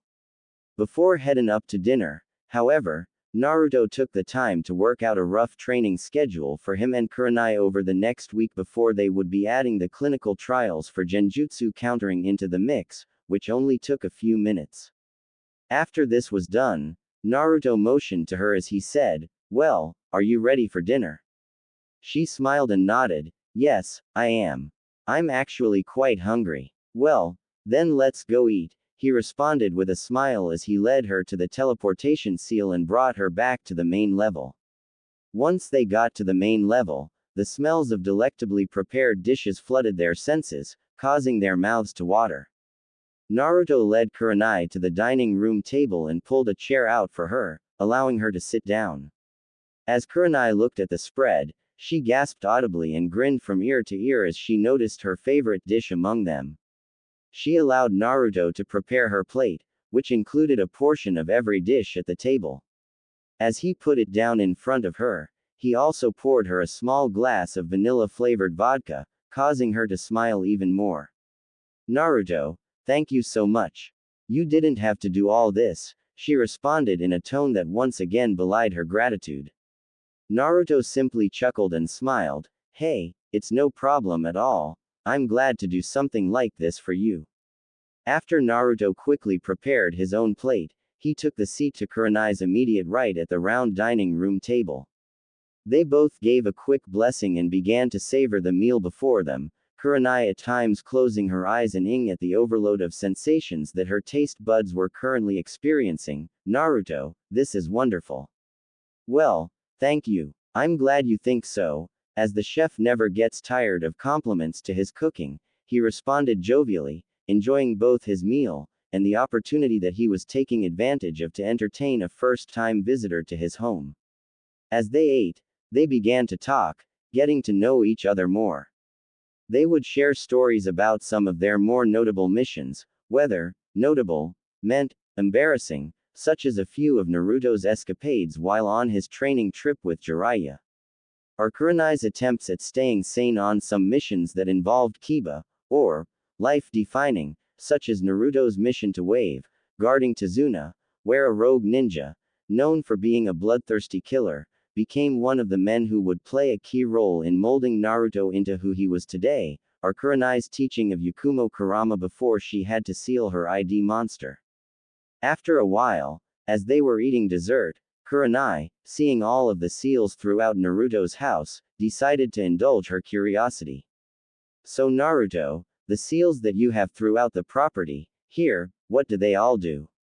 she asked, in a tone that showed her piqued interest in an art of which she had only rudimentary knowledge. Well, Naruto began, they do all kinds of things. The ones you saw on the wall outside, for example, have several functions. They reinforce the strength of the wall, enabling it to withstand all kinds of attacks by dispersing the force applied to a single spot and redistributing it throughout the wall, rendering both physical attacks and ninjutsu-based attacks against it ineffective.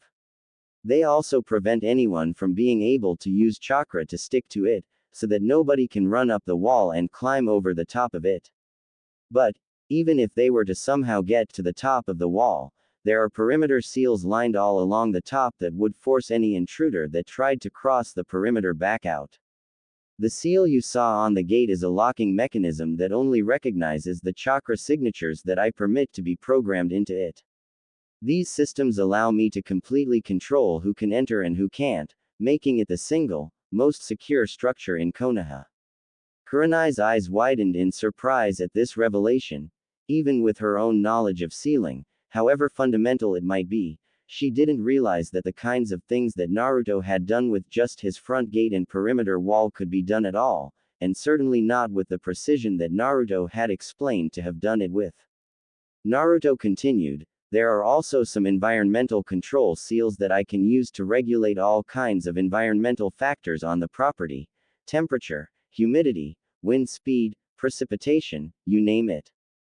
Kurenai's amazement at what Naruto could do using seals grew as Naruto continued to explain, now in the house, I've created several different other types of systems. He pointed to some of his appliances that were in sight of the table, and to several spots on the walls. You notice these seals, here. Kurenai nodded, listening intently as Naruto continued, well, instead of power drawn from the village's generators, I actually installed a complex system of seal arrays that enable the collection of nature energy out of the air, similar to when I gather nature energy to enter Sage mode, and convert it into either normal chakra, or electricity, which provides power to the house and all of the other facilities on the grounds, as well as keeping the seals on the perimeter wall powered up. As they are always on, they need a power source to draw from. Kurenai's amazement could not be any more pronounced than it currently was. So many questions entered her mind about this obscure ninja art that Naruto had somehow taken to mastering, but as they were going as fast as they were coming, she decided to voice the ones that mattered to her the most. So, is there more that you can do with Fuinjutsu? Naruto responded with some enthusiasm, oh, believe me, what I've told you, it's just the tip of the iceberg. You can do just about anything with seals. Fuinjutsu is far and away the most versatile, most flexible, and most dangerous ninja art out there. It can do anything that any other ninja art can do, even taijutsu and kenjutsu. Kurenai raised her eyebrows in surprise at this, and it can do an infinite number of things that none of the others can do. As powerful as I am now, the only type of opponent I'd ever fear facing would be another sealmaster. Kurenai simply sat there in shock, reflecting on what Naruto had just admitted to her. Naruto's respect for Fuinjutsu as a leading authority on the subject was not lost on her, and the idea that he would fear facing another sealmaster in battle, when he had faced down and beaten opponents such as Pain and Madara Uchiha, without fear, gave her a whole new level of respect and fear for the art, while also piquing her curiosity and interest in learning more. In the back of her mind, she started mulling over the idea of asking Naruto to take her on as an apprentice so that she might learn more of this art than she currently knew, which admittedly wasn't much. Naruto continued after a brief pause, breaking her out of her musings once more. Oh, one point of interest is that I was able to create a method to counter the caged bird seal of the Hyuga branch family. Really? Asked Kurenai with surprised curiosity. I know that Hinata always wanted to abolish the caged bird seal. Naruto's eyes seemed to darken when she mentioned Hinata's name, which did not go unnoticed by Kurenai. Kurenai narrowed her eyes at this, a thoughtful frown adorning her soft features. Oh, I'm sorry, Naruto. Naruto gave a weak, understanding smile. No, that's okay. It's not your problem, it's mine. Kurenai's frown deepened at his response. She took a moment to study him, looking into his eyes. She was surprised at how much they revealed to her.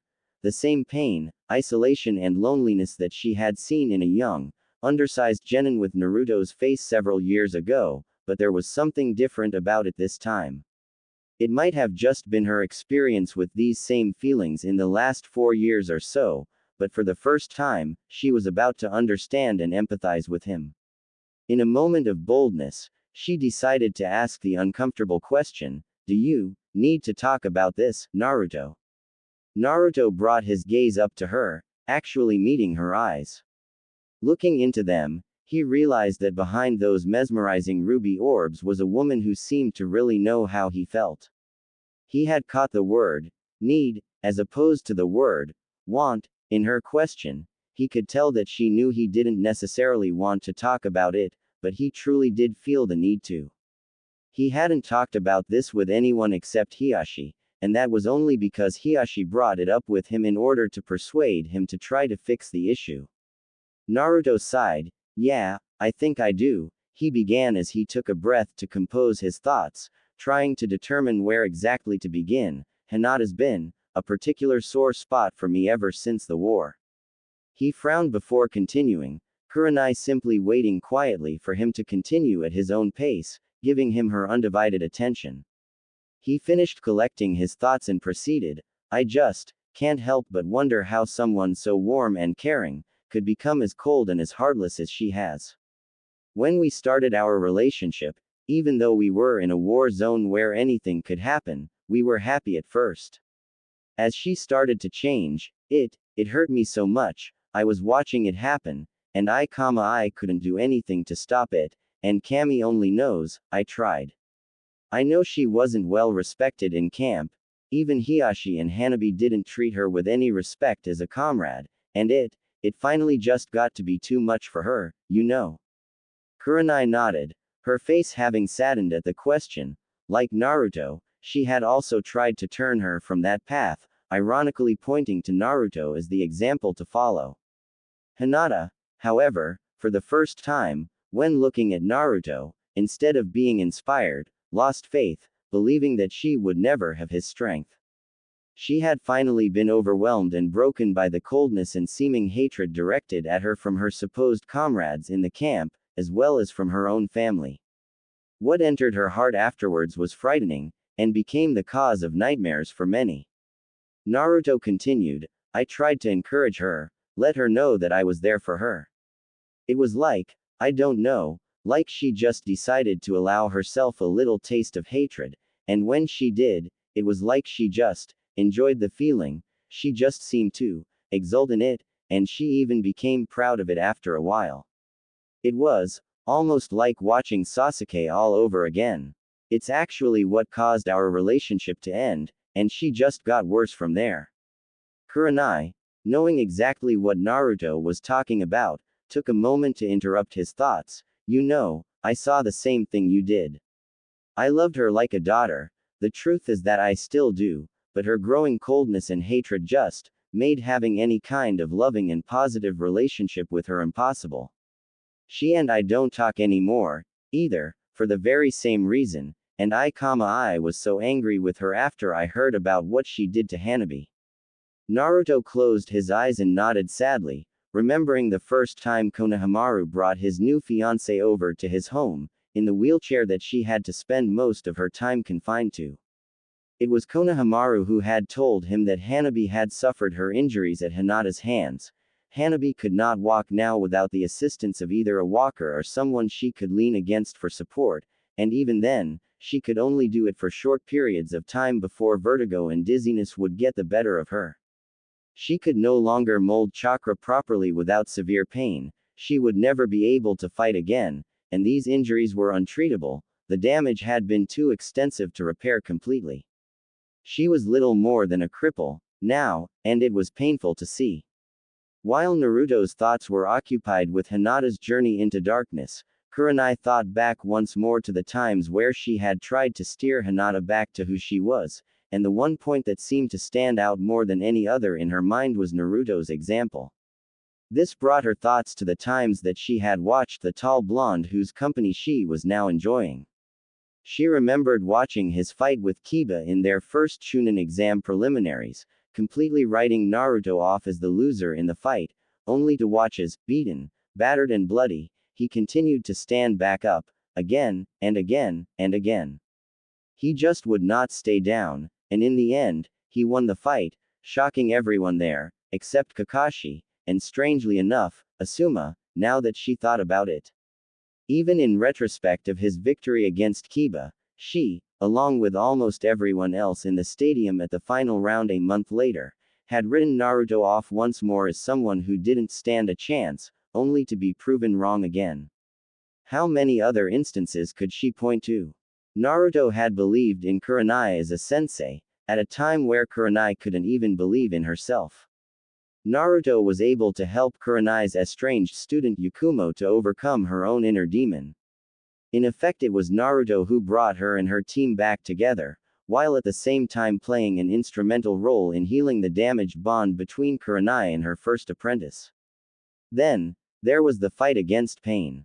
She was indoors, sedated in the medical ward, having just miscarried her and Asuma's child due to being hit by falling debris, but she had heard about the fight, mostly from Sakura and Hinata, and listening as the rest of the village confirmed what she had been told. Naruto had defeated an opponent who had not only never lost a battle, but whom the Hokage herself could not touch. She had seen Naruto around a few times after that, but it was always in passing. Even with his random outbursts of hyperactive joy, he never looked truly happy to her, even being worshipped as a hero, the only exception being when he and Hinata first decided to become involved with each other, and even that was short-lived as Hinata's descent into hatred and callousness began. Through it all, whether he was labeled as the village pariah, the village idiot, or the village hero, he always had the same look in his eyes, the same look he had right now: pain, isolation, loneliness, at least with regards to when he was reminded of his past. But, somehow there was more. Seeing the same eyes any time she looked into a mirror in recent memory, Kurenai could see that he was still quite lonely. Naruto? Asked Kurenai, in an effort to get his attention. Naruto abruptly came out of his reflections as he blinked and turned to her. Yeah. Do you still talk with any of the Konoha 11, or your old senseis? She asked, curious yet concerned. Naruto gave a wry smile and a bittersweet chuckle at her question. It's that easy for you to see, huh? She nodded with an apologetic grimace on her face. Well, Shikamaru and I talk as often as we can.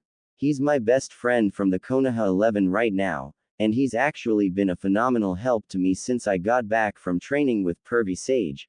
Kurenai giggled at the term of endearment that Naruto had given Jiraiya, remembering how much it used to annoy the Toad Sannin to be called that. Naruto smiled at her giggle before continuing. Did you know that it was Kakashi who came up with the shadow clone training method? Kurenai shook her head. No, I didn't realize that. Well, he came up with it specifically for me. At the time, I needed to be able to take years' worth of training and condense it into days. I had learned that I was a wind type, and Kakashi was training me in how to change the nature of my chakra into wind chakra. It would take a lot longer for me to master than most, because my ungodly huge chakra levels inhibit my control like you wouldn't believe. Naruto sighed as he knew this could drag a while if he didn't get to the point. Well, long story short, I mastered the training, and used it to create my wind style, Rasengan, and wind style, Rasenshuriken. Well, even though I was recognized as a powerful ninja, I was still considered a moron by just about everyone. While we were on the front during the war, Shikamaru requested that I be transferred under his command. He remembered some of the harebrained, on-the-fly battle plans that I would come up with when he and I were on missions together, and he had remembered Kakashi's training of my chakra nature. Shikamaru thought that if it would work with my chakra, why couldn't he apply the same method to sharpen my mind as well? Kurenai raised both eyebrows in surprise at this. So that's how it happened, she mused, remembering the glint of intelligence that she had seen in his eyes for the first time today. Needless to say, continued Naruto, in an effort to wrap his story up, after countless hours of groups of clones reading the exact same books under different environmental conditions, and after multiple games of shogi played against both Shikamaru and myself, hundreds of times over, Shikamaru began to notice that not only was I learning the things that were in all of those books more effectively, my ability to think became a lot sharper as well. Shikamaru continued training my brain this way, and he also started pulling Grandma Tsunade in to run medical scans on my brain after telling her about my training and the results. Grandma discovered that my brain was making more and more accelerated neural connections, and my IQ was also going up in leaps and bounds. Nice little side effect of this was that my chakra control got a little better, as my mental started to catch up to my physical a little bit. Kurenai asked curiously, "So what is your IQ now?" Naruto answered with just a hint of pride, "Right now, my IQ is about on par with Shikamaru's." "Wow," said Kurenai, in quiet astonishment. She hadn't realized that he had gotten that smart. Though, knowing Shikamaru the way she did, this is probably the end he had in mind when he started training Naruto's mind. If what Naruto said wasn't an exaggeration, then even Sakura's intelligence now paled in comparison to his own. Sakura, thought Kurenai, reminded of the question she had originally asked him. "So, do you still talk to anyone from the old team Kakashi?" Sai died in the last battle of the war. Kurenai nodded sadly, remembering when they had held his funeral and carved his name onto the memorial stone. Kakashi doesn't really do the whole friends outside of work thing. We talk pretty regularly, and we even train and spar together, still, but that's about it, and if Kakashi's okay with that, so am I. Sakura, that's kind of a strange situation, he trailed off, trying to figure out how to explain his and Sakura's estrangement. How do you mean? Mused Kurenai with a curious frown. Sakura hasn't talked to me since I killed Sasuke. Kurenai seemed to immediately grow angry at this, but Naruto quickly stepped in, raising his hands to her in an effort to calm her down as he continued, "She doesn't hate me for it. She knows that I did what I had to do. And I know that she doesn't wish any ill will on me or anything like that. But the simple truth is that she loved him, traitor or not. Her avoidance of me is, mainly so that she won't say or do something that she'll regret later. She knows she shouldn't have felt the way she did, but she also knows herself well enough to know that more often than not, she thinks with her heart and not with her head. I avoid her because I don't like getting hit when she has lapses in impulse control. She'll come around when she's ready, I know she will." Kurenai seemed satisfied with this answer. After Naruto explained to her that he and the others had just sort of grown apart over the years. They had their own responsibilities with their distinctive careers and as clan heirs, where Naruto was a unique case. He was a clan head, not a clan heir, and he was Konoha's only sealmaster as well as the Toad Sage. The scope of his duties, even though he didn't go on too many missions, as well as the magnitude of his responsibilities put him in a position where he would not be able to interact with them much, if at all. This, of course, didn't help the fact that he still felt somewhat isolated. And yet, the strength of character and generosity of spirit that he displayed throughout his life never once wavered, never once did he give up, never once did he let the hurt and anguish he was feeling get the better of him. She couldn't help but wonder where his inner strength came from. The more she thought about it, the more she had to know. She began hesitantly, not sure if this was an appropriate question or not. She chose to err on the side of caution. "Can I ask you a question of a personal nature?" "Shoot," he responded, affirmatively. Kurenai began, "Well, I've seen people like Sasuke and Hinata surrender to either their own inner demons, or to demons that others plagued them with, and I remember the times I've watched you over the years. I need to ask you." The tone of her voice became much more earnest as she asked, "How do you find the strength to keep moving forward, and becoming a better and better man, when so many others have completely collapsed having faced far less? How are you able to keep going?" Naruto adopted a thoughtful pose to this question, determining how best to answer. A smile slowly crept onto his face as he remembered her desire to hear him sing and see him perform. He looked at her with a knowing gaze as he answered, you said you wanted me to perform for you, right? Her eyes widened at this question as he continued, well, I think I know the best way to answer your question. He stood up and offered a hand to assist her out of her chair as he said, come with me. She took his hand, allowing his to assist her to a standing position before letting go of his hand and following him to the teleportation seal. Naruto transported them to the second-level basement, and led her into the recording studio. After creating a few shadow clones, who immediately started getting to work setting up instruments and connecting all of the accompanying equipment, Naruto then led her into the director's booth so that she could listen from there. Kurenai waited patiently while Naruto and his clones set up the instruments that they would be playing for the song he had in mind. 2 standard electric guitars, one for rhythm guitar and one for lead guitar, a bass guitar, a steel guitar, a keyboard programmed to sound like a grand piano, and a drum set. She found herself getting a little excited about hearing Naruto perform, believing that it would be quite an experience. Naruto spoke, now, Kurenai, I'm going to ask you to bear with me here, because nobody's ever heard me sing before. This song is called, Do Something, and I heard it a couple of years ago, it just kind of resonated with me, because it's how I've tried to approach my life. So, here goes, let me know what you think afterwards, okay? And as Kurenai nodded, he began to strum on his guitar. Naruto played the last few notes of the song and closed it out, he and his band, placing instruments back on their stands before he dismissed his clones. He asked, so how'd I do? To Kurenai as he turned to her, noticing her stand up from the couch she was on. He saw that she was crying, on the verge of sobbing, her eyes wide in a mix of shock and awe. This caused him to frown in concern.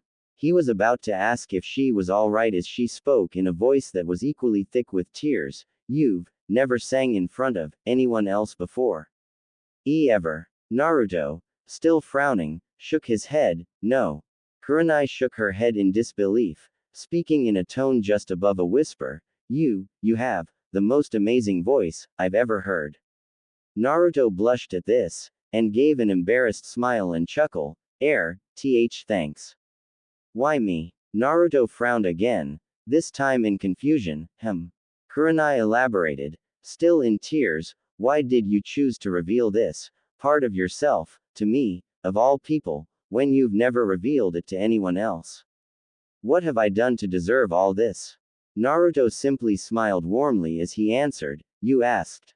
You not only asked me to perform for you, but you also asked me a question that probably took some guts for you to put out there.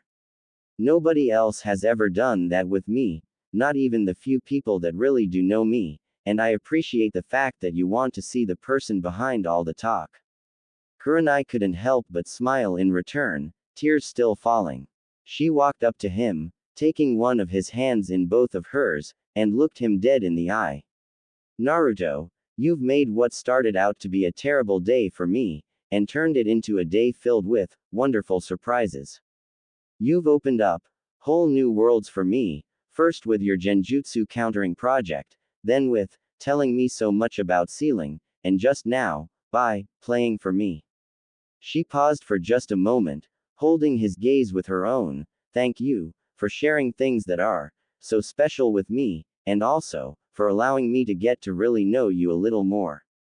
Naruto smiled warmly at her in return as he responded back, I was glad to let you in, Kurenai, thanks for allowing me a peek at who you really are, as well. Kurenai nodded, letting go of his hand, the smile never leaving her face. She was reminded of her desire to learn sealing, so she asked, you're already doing so much for me, but I was wondering if you, maybe, wouldn't mind taking me on as an apprentice and teaching me fuinjutsu. Naruto's eyes lit up at this, much to Kurenai's delight. Never before had anyone shown any degree of interest in fuinjutsu that would merit learning from him. With a wide grin, he exclaimed enthusiastically, I'd be glad, and honored too. I've been wanting to teach someone else about sealing for a while now. Kurenai couldn't help but laugh warmly at his enthusiasm. She nodded and thanked him. As they both continued looking at each other, silence ensued. With nothing to say, each of them couldn't help but take notice of the other.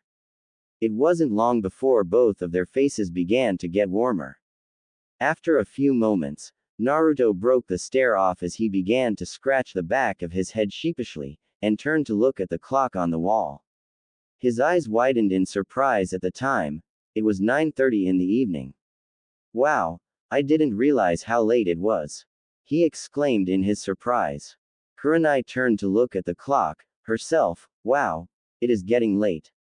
Turning back to Naruto, she said with no small amount of regret, well, I guess we probably should call it a night, huh?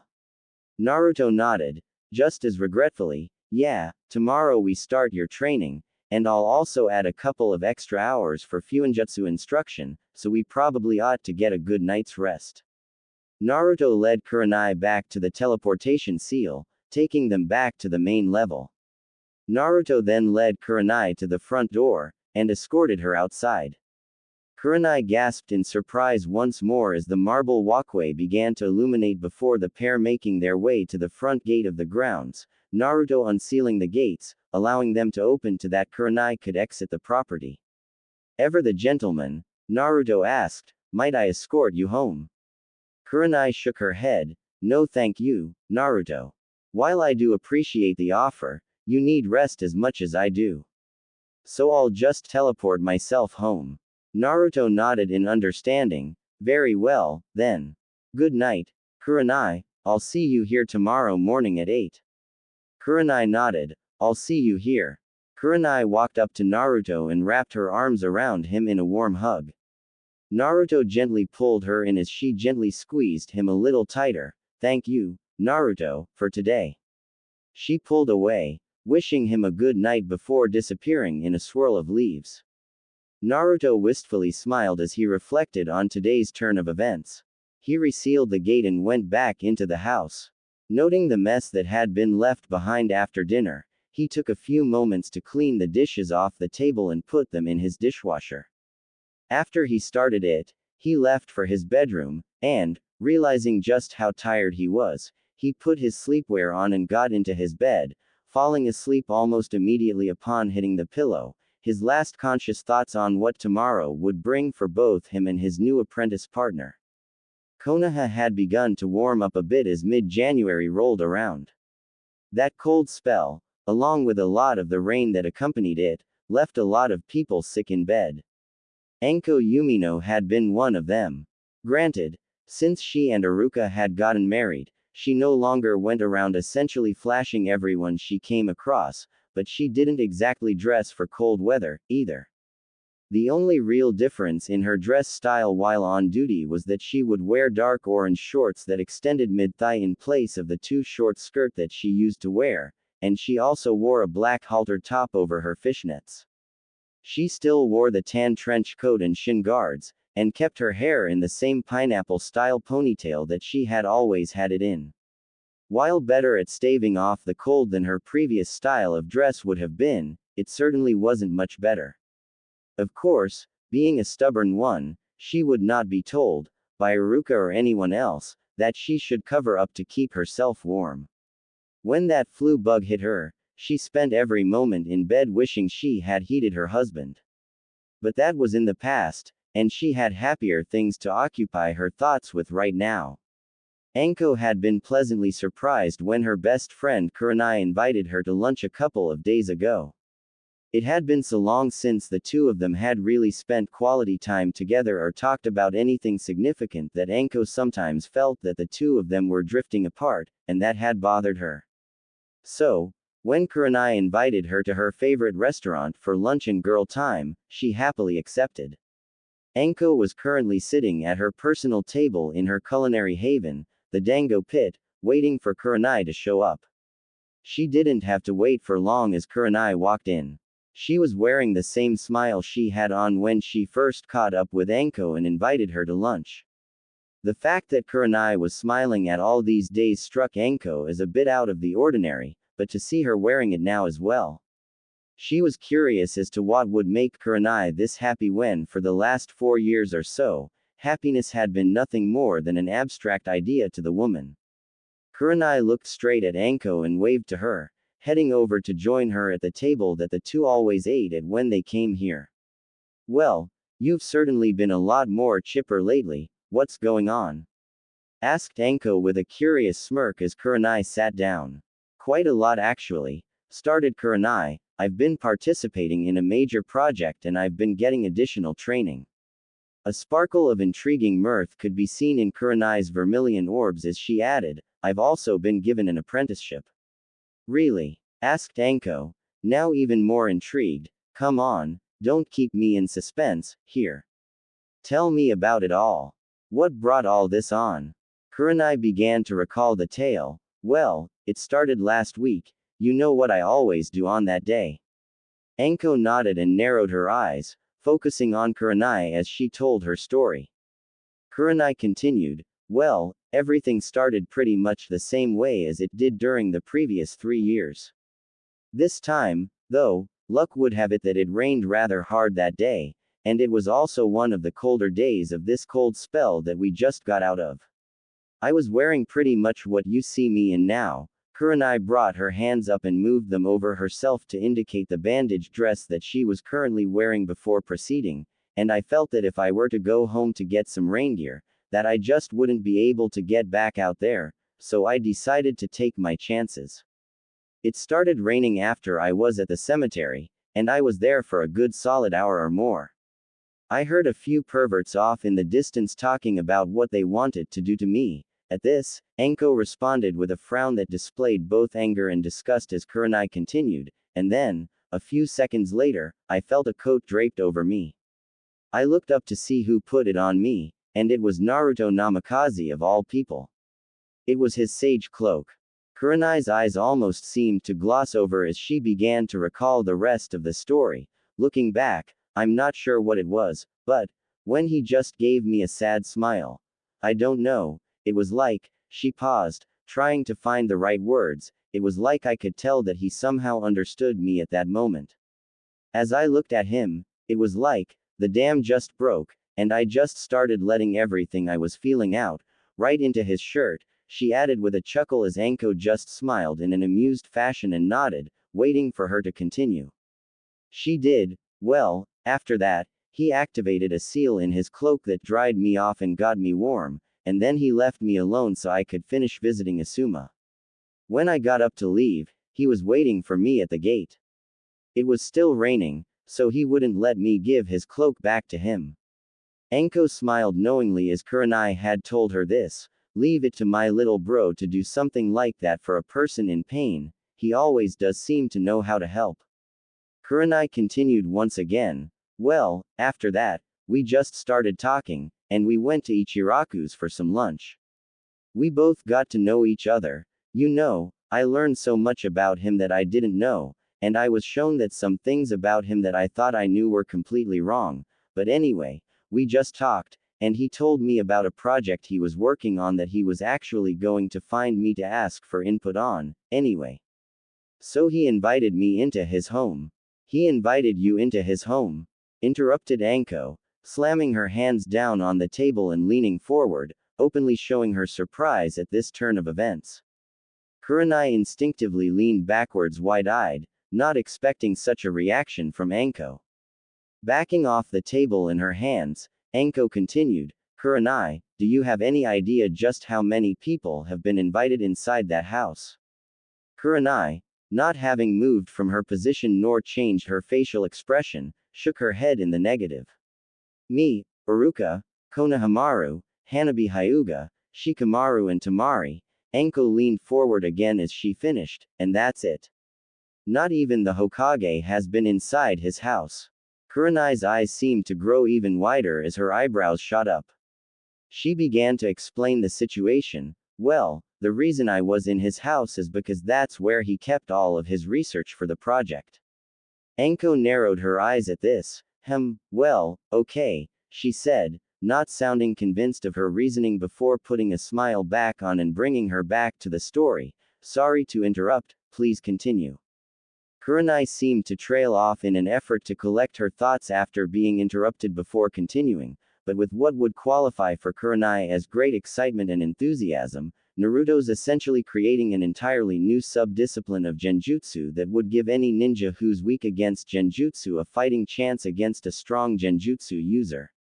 What he's doing is creating a series of techniques and methods that could in theory counter any genjutsu thrown at someone. And it's really coming along. When he showed me his notes and his research, I was stunned at the level of thought and detail he had put into this. He's using everything from basic to advanced chakra theory, to the study of the chakra network from a medical standpoint. It's incredible what he's working to accomplish. But anyway, after that, he made dinner to thank me for his help. Anko raised an eyebrow and smirked once more in response to this, and he's also the one who's been giving me the extra training I was telling you about. My apprenticeship is also to Naruto. I'm taking up Fuinjutsu, and he's my Fuinjutsu master. Anko's eyes narrowed once more, this time in thought as she studied Kurenai's body language and posture while talking about her experience with Naruto. Kurenai seemed to notice this and decide to draw Anko's attention to it. Anko? Asked Kurenai suspiciously, causing Anko to give a sly, his response, her eyes remaining narrow and the smirk never leaving her face. Kurenai continued, with a little more force behind her suspicious tone, what's going on in that head of yours, right now? Anko wasn't the least bit bothered by the question. I'll let you know once I've heard more, please continue. Kurenai narrowed her eyes in response to this, but decided to let it drop for now. She knew Anko would tell her soon enough, probably by way of teasing her to try to get under her skin. She accepted Anko prompting and continued to tell her about what Naruto had told her concerning her chakra reserves, control plateau, and what she could do about it. This idea actually fascinated Anko, as she didn't know quite so much about chakra theory herself. Kurenai elected to leave out Naruto's singing and performing for her, feeling as though it wasn't her place to tell Anko about that part of Naruto's life. As their food and drinks come to the table, they both started to eat while Kurenai told Anko all about the training that she had been doing under Naruto's supervision. Weekends are good, thought Iruka to himself with a smile as he sat at the counter in Ichiraku's. He was currently enjoying a steaming hot bowl of chicken ramen with all the fixings. It was times like this, where he could simply slow down and relax, that made life enjoyable for him.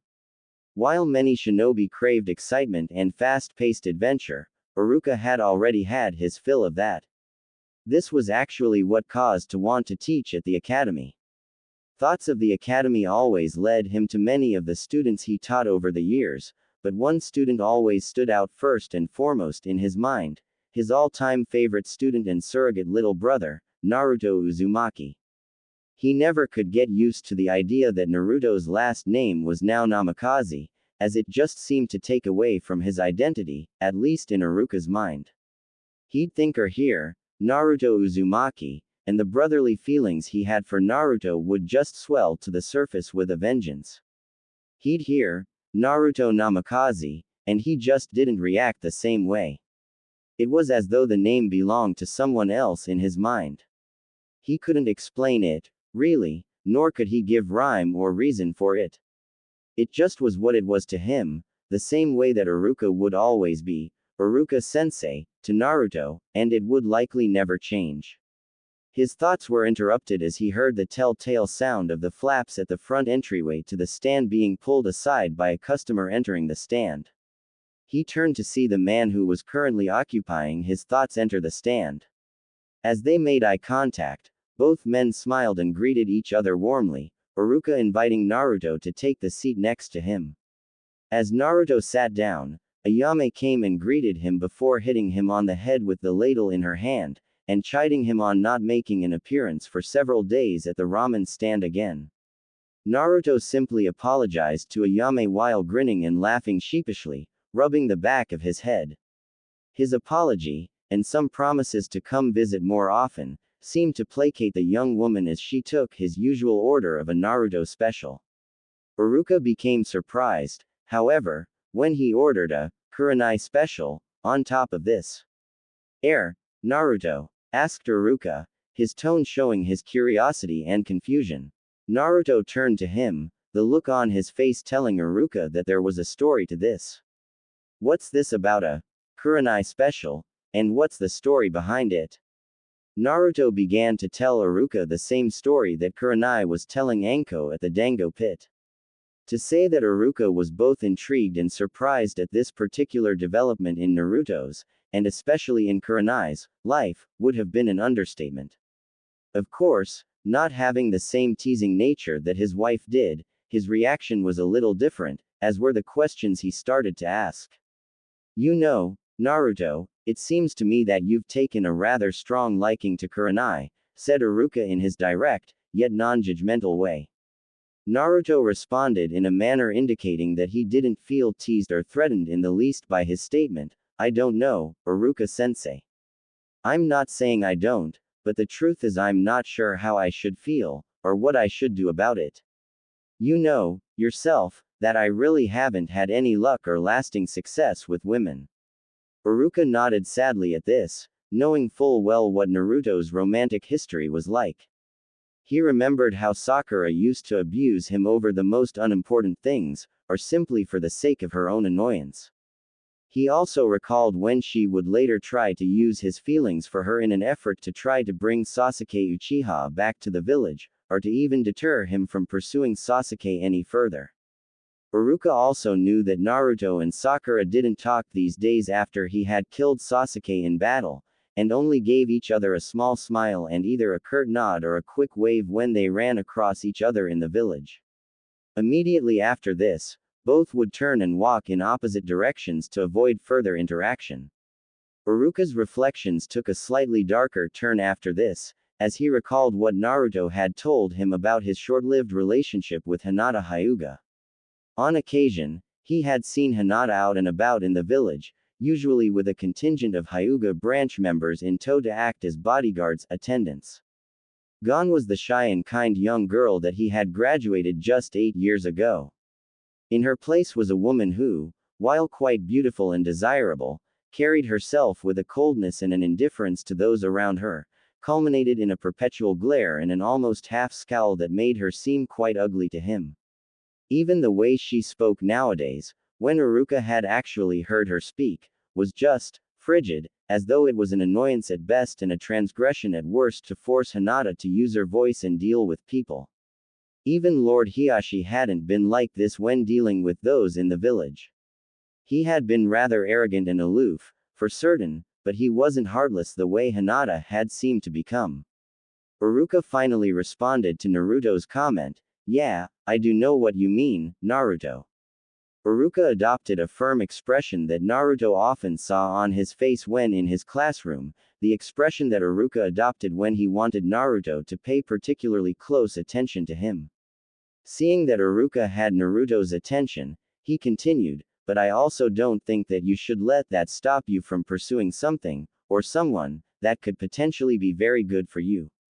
"Easier said than done, sensei," responded Naruto with seeming indifference. "I know," said Iruka, who did know what Naruto was saying. Iruka continued, "Naruto, you trust me, right?" To which he received an apprehensive nod from the tall blonde, as this question usually preceded a topic of discussion that could be rather uncomfortable for him. Naruto was proved right in his assumption as Iruka followed with, "Then I want you to tell me something. What exactly is keeping you from exploring this? And I want to hear it all, not just the pat answer."